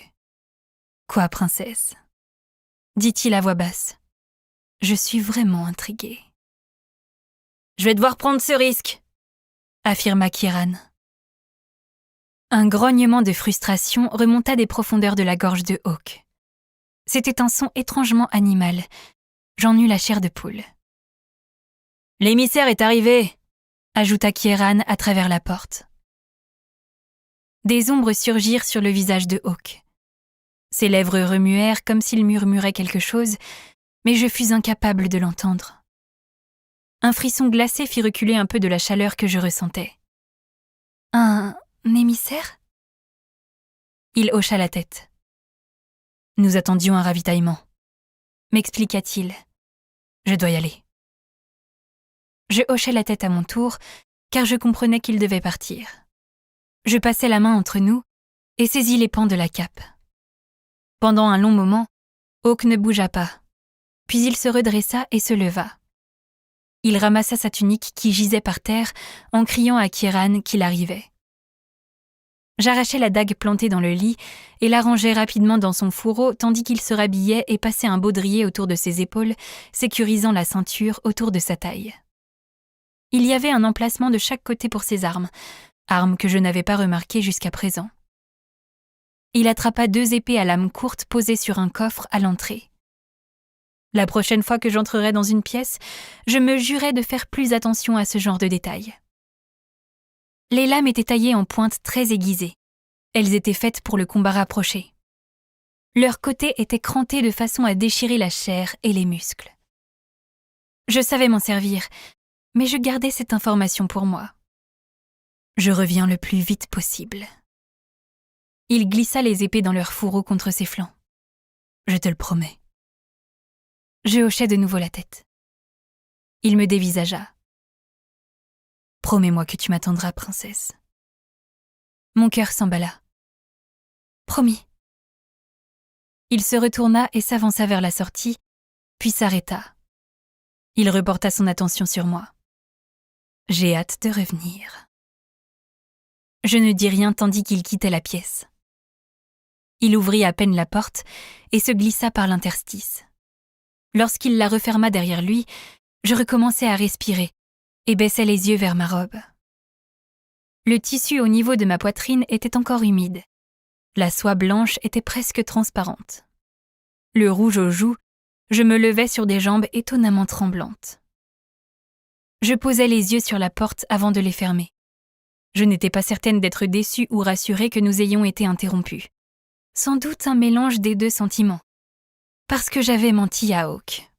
Lorsqu'il reviendrait, je ne serais plus là. « Qu'as-tu fait hier soir ?» La question me fit relever les yeux du biscuit que j'étais en train de dévorer. Je regardais la dame en attente assise en face de moi. Tony Lyon était la 2e fille d'un riche marchand qui avait été offerte à la cour à l'âge de 13 ans, durant le rite. Grande et élancée, la peau brune avec de beaux yeux marrons, elle était la cible de nombreuses jalousies.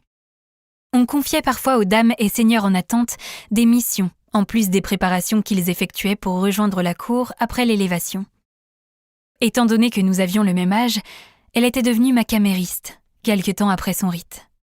Ses obligations étaient de me tenir compagnie, bien entendu, mais également de m'aider à prendre mon bain ou à m'habiller si je le désirais. Tony était l'une des rares personnes capables de me faire rire pour des choses ridicules.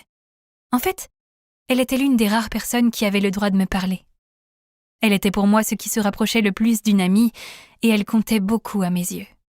Et j'avais l'impression que c'était réciproque, ou du moins qu'elle m'appréciait.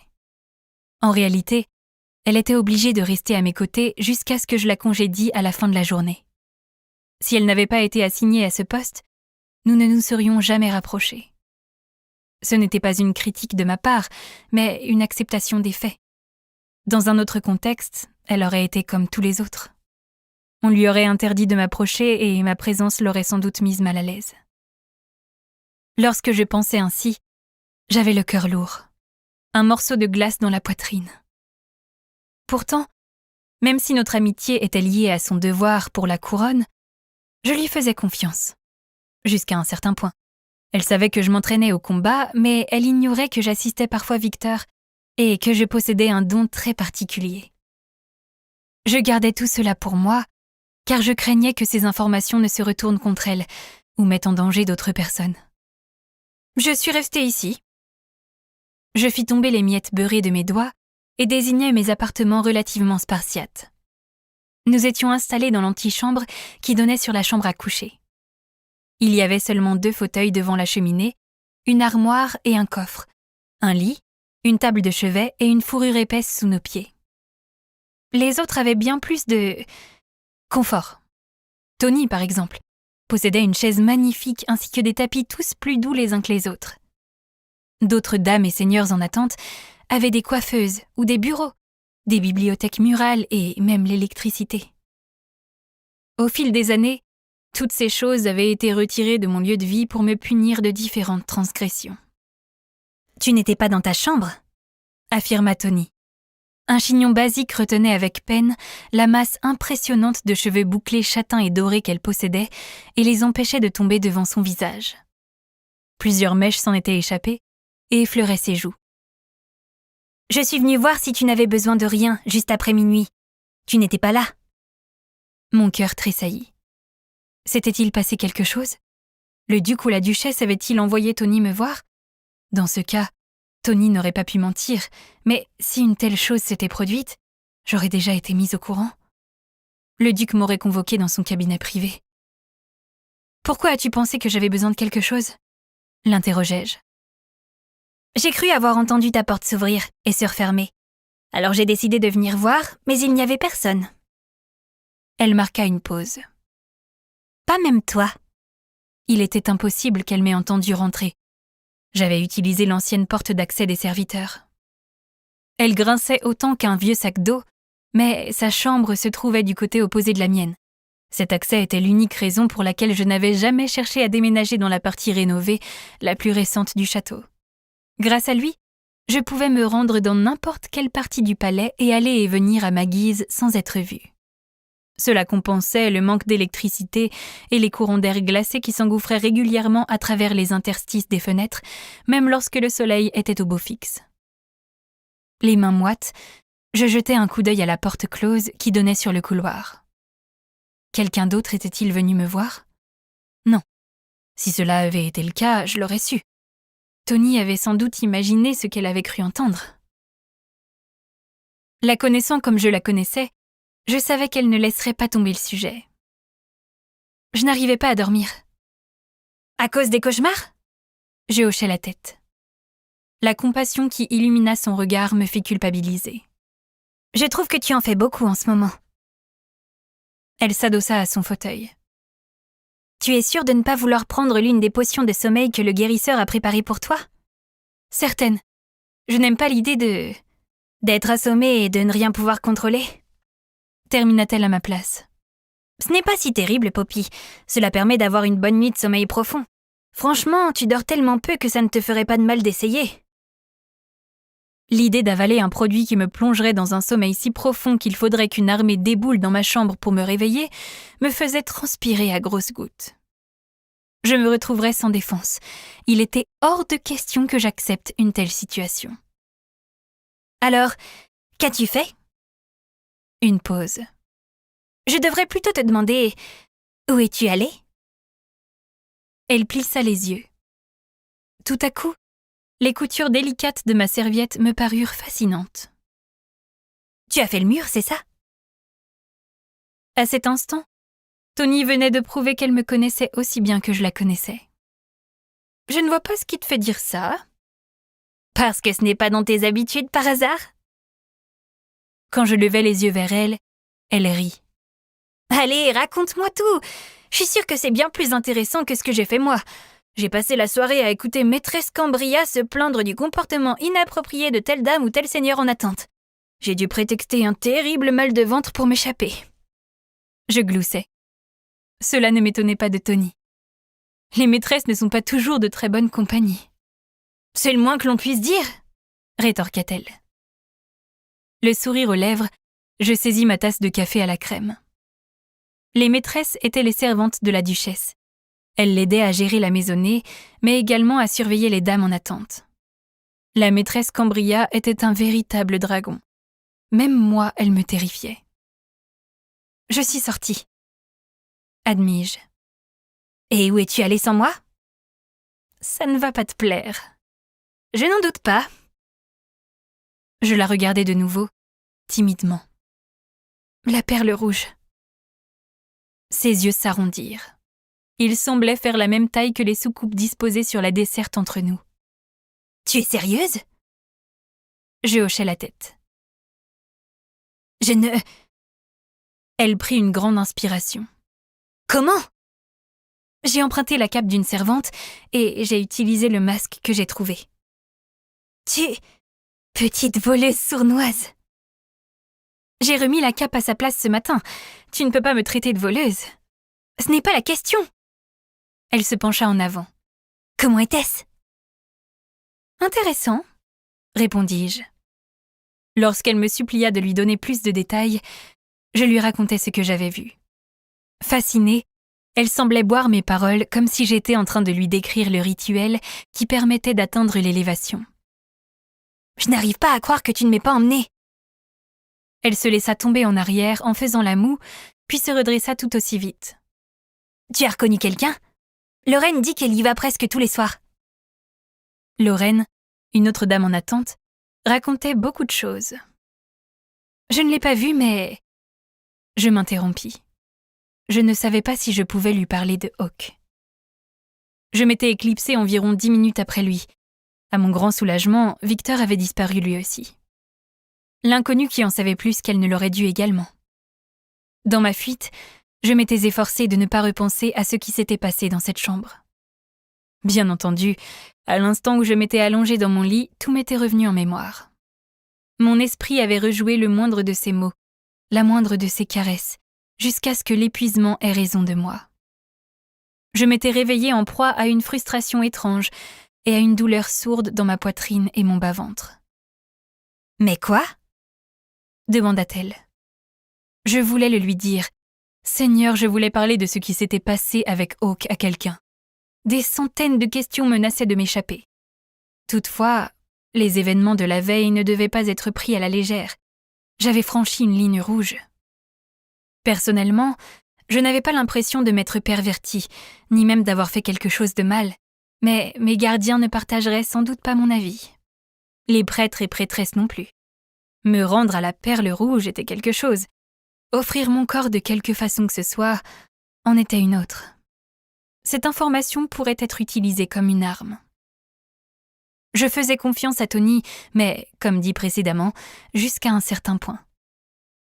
Même si le simple fait de penser à Hawk me serrait délicieusement le ventre, cela ne se reproduirait plus. Lorsque je le verrais durant le conseil de la ville, il ne saurait pas que c'était moi qui l'avais appelée princesse. Il ignorerait qu'il m'avait donné mon premier baiser. Ce que nous avions fait, cela m'appartiendrait à moi et à moi seule. Il ne pouvait pas en être autrement. Je soufflais lentement et tentais d'ignorer la boule qui m'obstruait la gorge. Mais beaucoup de gens portaient un masque. Elle y était peut-être, mais je ne l'ai pas reconnue. J'ai pu croiser n'importe qui sans le savoir. « Si tu retournes à la Perle Rouge sans moi, je percerai des trous dans les semelles de tes chaussures. » m'avertit-elle en jouant avec les perles brodées sur le col de sa robe rose. Un éclat de rire m'échappa.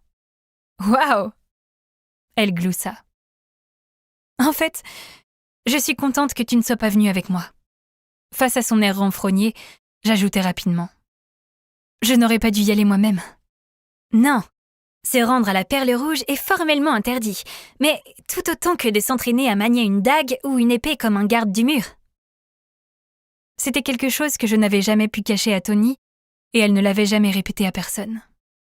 C'était la raison pour laquelle je savais que je pouvais lui faire confiance sur certains points. Oui, mais comme la fois où tu as fait le mur pour aller assister à des duels, ou la fois où tu m'as convaincue d'aller nous baigner dans le lac, c'était ton idée, la corrigeai-je. Le fait qu'elle accepte de m'aider à commettre des actes interdits était une autre raison pour laquelle je lui faisais en grande partie confiance. Et c'était également ton idée de retirer nos vêtements avant de plonger dedans. « Qui se baigne tout habillé ?» demanda-t-elle, avec un regard innocent. « C'était une idée commune, merci bien. On devrait recommencer, bientôt, avant qu'il fasse trop froid pour même mettre le pied dehors.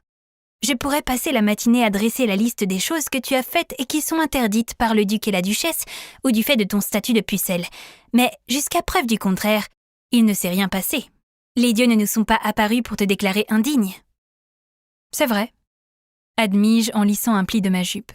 « Bien sûr. » Elle attrapa une petite viennoiserie ronde saupoudrée de sucre et la fourra dans sa bouche. Contre toute attente, pas le moindre grain de sucre ne tomba sur elle.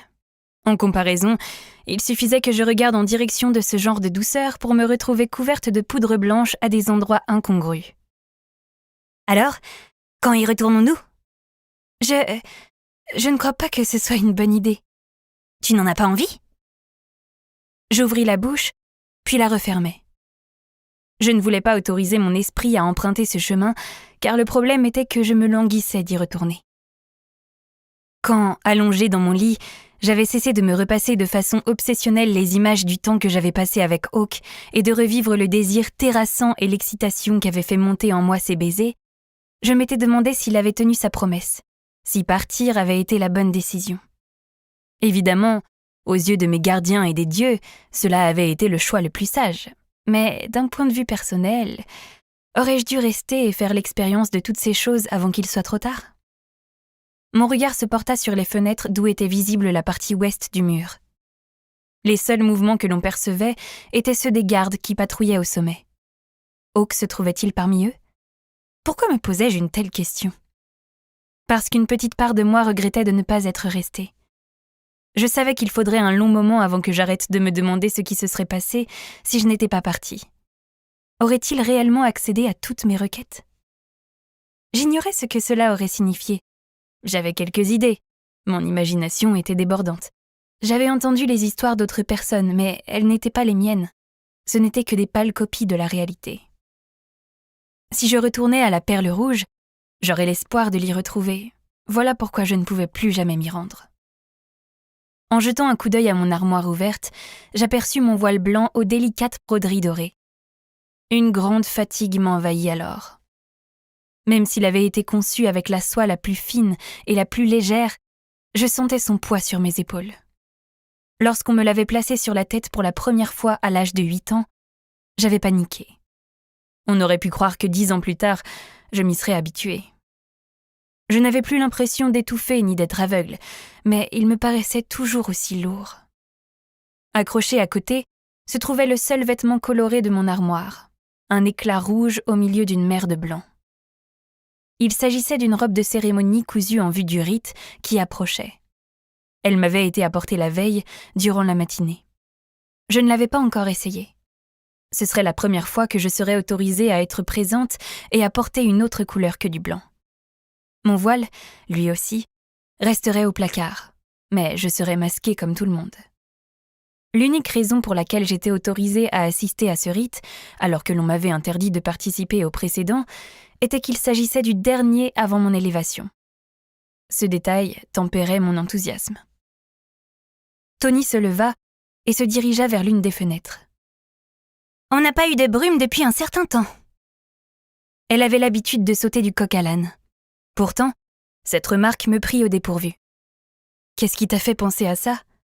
Je ne sais pas. Elle recoiffa une mèche de cheveux derrière son oreille. Enfin, si, j'ai entendu Daphina et Lorraine discuter hier soir, m'expliqua-t-elle. Un chasseur leur aurait confié que de la brume se serait formée de l'autre côté de la forêt sanglante. Je n'en ai pas entendu parler. Mon ventre se noua. Je me souvins de Finlay. Tout à coup, je regrettais d'avoir mangé autant de tranches de bacon. Je n'aurais pas dû te le répéter. Elle se tourna vers moi. C'est juste que ça fait des dizaines d'années que l'on n'a pas vu de brume aux abords de la capitale. Ils n'ont jamais eu à s'en inquiéter. Peu importait où l'on se trouvait. Il ne fallait pas prendre la dangerosité de la brume à la légère. Elle pouvait réapparaître même après des décennies. Je le gardais pour moi. Elle s'écarta de la fenêtre et vint s'agenouiller à côté de mon fauteuil. Je peux être franche avec toi ? Je haussai les sourcils. Parce que d'habitude tu ne l'es pas ? Si, mais cette fois c'est différent. Curieuse de savoir à quoi elle faisait référence, je hochai la tête pour lui signifier de continuer. Tony prit une grande inspiration. Je sais que nos vies sont différentes, comme nos passés l'ont été et notre futur le sera, mais tu vois l'élévation comme une mort, alors que c'est exactement le contraire. C'est la vie, un nouveau départ, une bénédiction. Tu commences à parler comme la duchesse, la taquinai-je. Mais c'est la vérité. Elle me saisit la main. Tu ne vas pas mourir dans quelques mois, Poppy. Tu seras bien vivante et tu ne seras plus obligée de suivre toutes ces règles. Tu habiteras à la capitale. J'aurais été offerte aux dieux, lui rappelai-je. N'est-ce pas merveilleux ? Tu vas vivre une expérience que très peu de personnes peuvent se targuer d'avoir vécue. Je sais que tu crains de ne pas revenir, mais tu es la pucelle préférée de la reine. Je suis sa seule pucelle. Elle leva les yeux au ciel. Tu sais très bien que ce n'est pas la seule raison. Oui, je le savais. La reine avait fait plus pour moi que ce qui lui était demandé. Cela ne changeait pas le fait que mon élévation serait différente de la sienne. Lorsque tu reviendras élevée, je serai à tes côtés. Imagine toutes les bêtises que l'on va pouvoir faire. Tony serra ma main un peu plus fort. Dans ses yeux, je vis qu'elle croyait dur comme fer que cela se produirait. C'était une possibilité, mais pas une certitude. J'ignorais ce qu'être offerte aux dieux signifiait. Alors que le moindre détail de l'histoire de notre royaume semblait avoir été documenté, certains événements et pratiques paraissaient avoir été oubliés. Je n'avais jamais trouvé d'écrit concernant la pucelle précédente. J'avais demandé à la prêtresse Analia 100 de fois de m'expliquer ce qui m'attendait. Sa réponse avait toujours été la même. Une pucelle ne se pose pas de questions quant au plan des dieux. Elle leur accorde toute sa confiance sans avoir connaissance de leur teneur. Cela voulait peut-être dire que je n'étais pas digne d'être une pucelle, car j'avais du mal à faire confiance sans posséder la moindre explication. Tony n'avait pas ce problème. Victor et Rylan non plus, comme toutes les personnes que je connaissais. Même Yann. Toutefois, aucun d'entre eux n'avait été offert aux dieux. Je sondais le regard de Tony à la recherche du moindre indice de terreur. « Tu n'as jamais peur ?»« De l'élévation ?» Elle se leva et noua ses doigts devant elle. « Est-ce que je suis nerveuse ? Oui. Est-ce que j'ai peur ? Non. J'ai hâte de commencer ce nouveau chapitre de ma vie. » Une vie qui lui appartiendrait tout entière. Elle se réveillerait et mangerait quand elle le voudrait, passerait ses journées au gré de ses envies et avec les personnes de son choix, au lieu d'être forcée de me suivre comme une ombre. Quand on voyait les choses sous cet angle, elle n'avait rien à craindre. Je n'avais jamais réfléchi à ce que l'élévation signifiait pour elle. En règle générale, Tony ne rechignait pas à prendre part aux aventures que j'imaginais. Parfois, elle apportait même ses propres suggestions. Si les dieux nous observaient, ils risquaient de la juger indigne pour avoir participé à mes bêtises, surtout aussi près de l'élévation. Ce n'était pas la première fois que cette pensée me traversait l'esprit, mais l'idée que mon attitude puisse gâcher son avenir ne m'avait jamais autant frappée. La culpabilité m'envahit. Je sentais son amertume dans le fond de ma gorge. Je suis vraiment égoïste. Tony cligna les yeux d'un air hébété. Pourquoi tu dis ça ? Je n'arrête pas de râler et de me plaindre. Je gâche un moment important pour toi. Tu dois être excitée et moi, je n'y pense même pas. C'est vrai que, vu comme ça, répondit-elle avant de rire. C'était un son doux et chaleureux. Tu ne gâches rien du tout, Poppy. Promis, ta vision de l'élévation n'a aucun effet sur mon enthousiasme. Tu me rassures, mais je devrais me montrer plus excitée pour toi. C'est ce que font les... J'ai pris une légère inspiration. Amis? Tu es contente pour moi? Demanda-t-elle. Même si tu t'inquiètes pour ton propre sort. Je hochai la tête. Bien sûr. Alors tu as agi comme une amie. Peut-être avait-elle raison. Dans tous les cas, je me promis de mieux faire, à commencer par ne plus mettre en péril son élévation en l'associant à mes escapades. Je pourrais vivre avec les conséquences d'être déclarée indigne, car cela serait ma vie et le résultat de mes propres actions. Toutefois, je ne pouvais pas faire cela à Tony. Je ne pouvais pas vivre avec cela sur la conscience. Ce soir-là, j'avais terminé de dîner dans mes appartements lorsque Victor frappa à ma porte. Lorsque je regardais son visage doré, marqué par la vie sur le mur et des années exposées au soleil, je ne pensais pas un instant à l'endroit où je l'avais vu la veille. Je ne ressentis aucune gêne. Je n'en eus pas le temps. À son expression, je compris tout de suite qu'il s'était passé quelque chose de grave. « Qu'y a-t-il » ? « Notre présence est requise », répond-il. Mon cœur remonta le long de ma gorge. Il n'y avait que 2 scénarios possibles. Le premier était que le duc voulait nous parler. L'autre était tout aussi terrible, mais pour des raisons différentes. « Ils ont trouvé un maudit. » Chapitre 4. Sans perdre la moindre seconde, on quitta la pièce et le château à travers l'ancien passage des serviteurs. On traversa ensuite la ville, aussi silencieux et invisible que des fantômes, jusqu'à une vieille porte en bois usé. Le mouchoir en tissu blanc coincé sous la poignée était la seule chose qui distinguait cette maison du quartier bas de la ville des autres bâtisses courtes et étroites collées les unes aux autres. Après avoir jeté un coup d'œil aux 2 gardes qui discutaient dans la lumière jaune d'un lampadaire, Victor retira rapidement le mouchoir et le glissa dans une poche à l'intérieur de son manteau foncé. Le petit carré de tissu blanc était le symbole d'un réseau de personnes qui croyaient que tout le monde, même les créatures les plus violentes et destructrices, méritait de mourir dans la dignité. C'était également une preuve de haute trahison et de déloyauté envers la couronne. J'avais découvert le secret de Victor par hasard, à l'âge de 15 ans. Un matin, il avait quitté notre entraînement en urgence. Une telle douleur mentale avait émané du messager que je m'étais douté que quelque chose n'allait pas. Alors je l'avais suivi. Victor n'avait pas été ravi. Ses agissements étaient considérés comme une trahison, et se faire attraper n'était pas le seul danger. Cependant, la façon dont ce genre de choses était habituellement réglée ne m'avait jamais plu. Alors je lui avais supplié de m'autoriser à l'aider. Il avait refusé, sans doute une bonne centaine de fois, mais je n'avais rien lâché. Et puis, je possédais le don parfait pour l'assister. Victor le savait. Son empathie pour les autres n'avait fait que me motiver davantage. Cela faisait à présent 3 ans que nous travaillions main dans la main. Nous n'étions pas seuls, il y en avait d'autres. Certains étaient des gardes, d'autres des citoyens ordinaires. Je n'en avais jamais rencontré aucun. Hawk aurait très bien pu en faire partie. Mon ventre se creusa, puis se tordit avant que je puisse repousser les pensées liées à Hawk hors de mon esprit. Victor tapa doucement, puis posa de nouveau la main sur la poignée de son épée. Quelques secondes plus tard, les gonds de la vieille porte usée grincèrent et elle s'ouvrit en tremblant, révélant le visage rond et pâle d'une femme qui avait les yeux rouges et gonflés. Elle n'avait sans doute pas plus de 30 ans. Pourtant, la façon dont elle fronçait les sourcils et les rides qui encadraient sa bouche la vieillissait de 10 ans. Son apparence fatiguée s'expliquait par une douleur bien plus profonde qu'une douleur physique, causée par l'origine de la pestilence qui nous parvenait depuis l'intérieur de la bâtisse, derrière elle. Sous la fumée épaisse et entêtante de l'encens se devinait l'odeur terriblement douce et amère, significative de la pourriture et de la décomposition. D'un maudit. « Avez-vous besoin d'aide » demanda Victor à voix basse. La femme tritura le bouton de sa blouse froissée. Son regard méfiant alla de Victor à moi. J'ouvris mes sens. Une souffrance ancrée dans son âme se déversait d'elle en vagues que je ne pouvais voir, mais elle était si puissante qu'elle donnait l'impression d'être une entité tangible autour de son corps.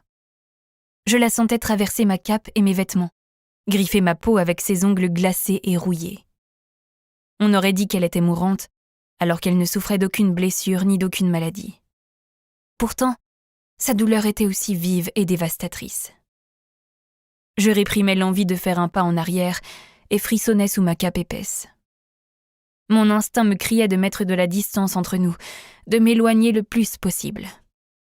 Sa peine s'accrochait à ma cheville comme un boulet qui m'attirait vers le bas, tout en se refermant autour de mon cou. L'émotion me serrait la gorge. Le goût amer du désespoir m'emplissait la bouche. Je tentais de fermer le conduit, mais il était resté ouvert trop longtemps. J'étais désormais sensible à son angoisse. « Qui est-ce » demanda-t-elle d'une voix rendue rauque par les larmes qu'elle avait versées. « Quelqu'un qui veut vous aider », répondit Victor d'une voix que je connaissais bien. Il prenait ce ton calme à chaque fois que j'étais sur le point d'agir sur le coup de la colère ou de faire quelque chose d'irréfléchi, ce qui, si on l'écoutait, arrivait bien trop souvent. « Je vous en prie, laissez-nous entrer. » Ses doigts se figèrent contre le bouton au niveau de sa gorge. Elle hocha brièvement la tête, puis recula. Je suivis Victor à l'intérieur et examinai la pièce peu éclairée qui semblait servir de cuisine et de séjour. Il n'y avait pas d'électricité. Seulement des lampes à huile. Pour continuer à écouter ce livre audio gratuitement, clique sur le lien dans la description de la vidéo. Tu pourras l'écouter sans frais grâce à l'essai gratuit de 30 jours d'Audible.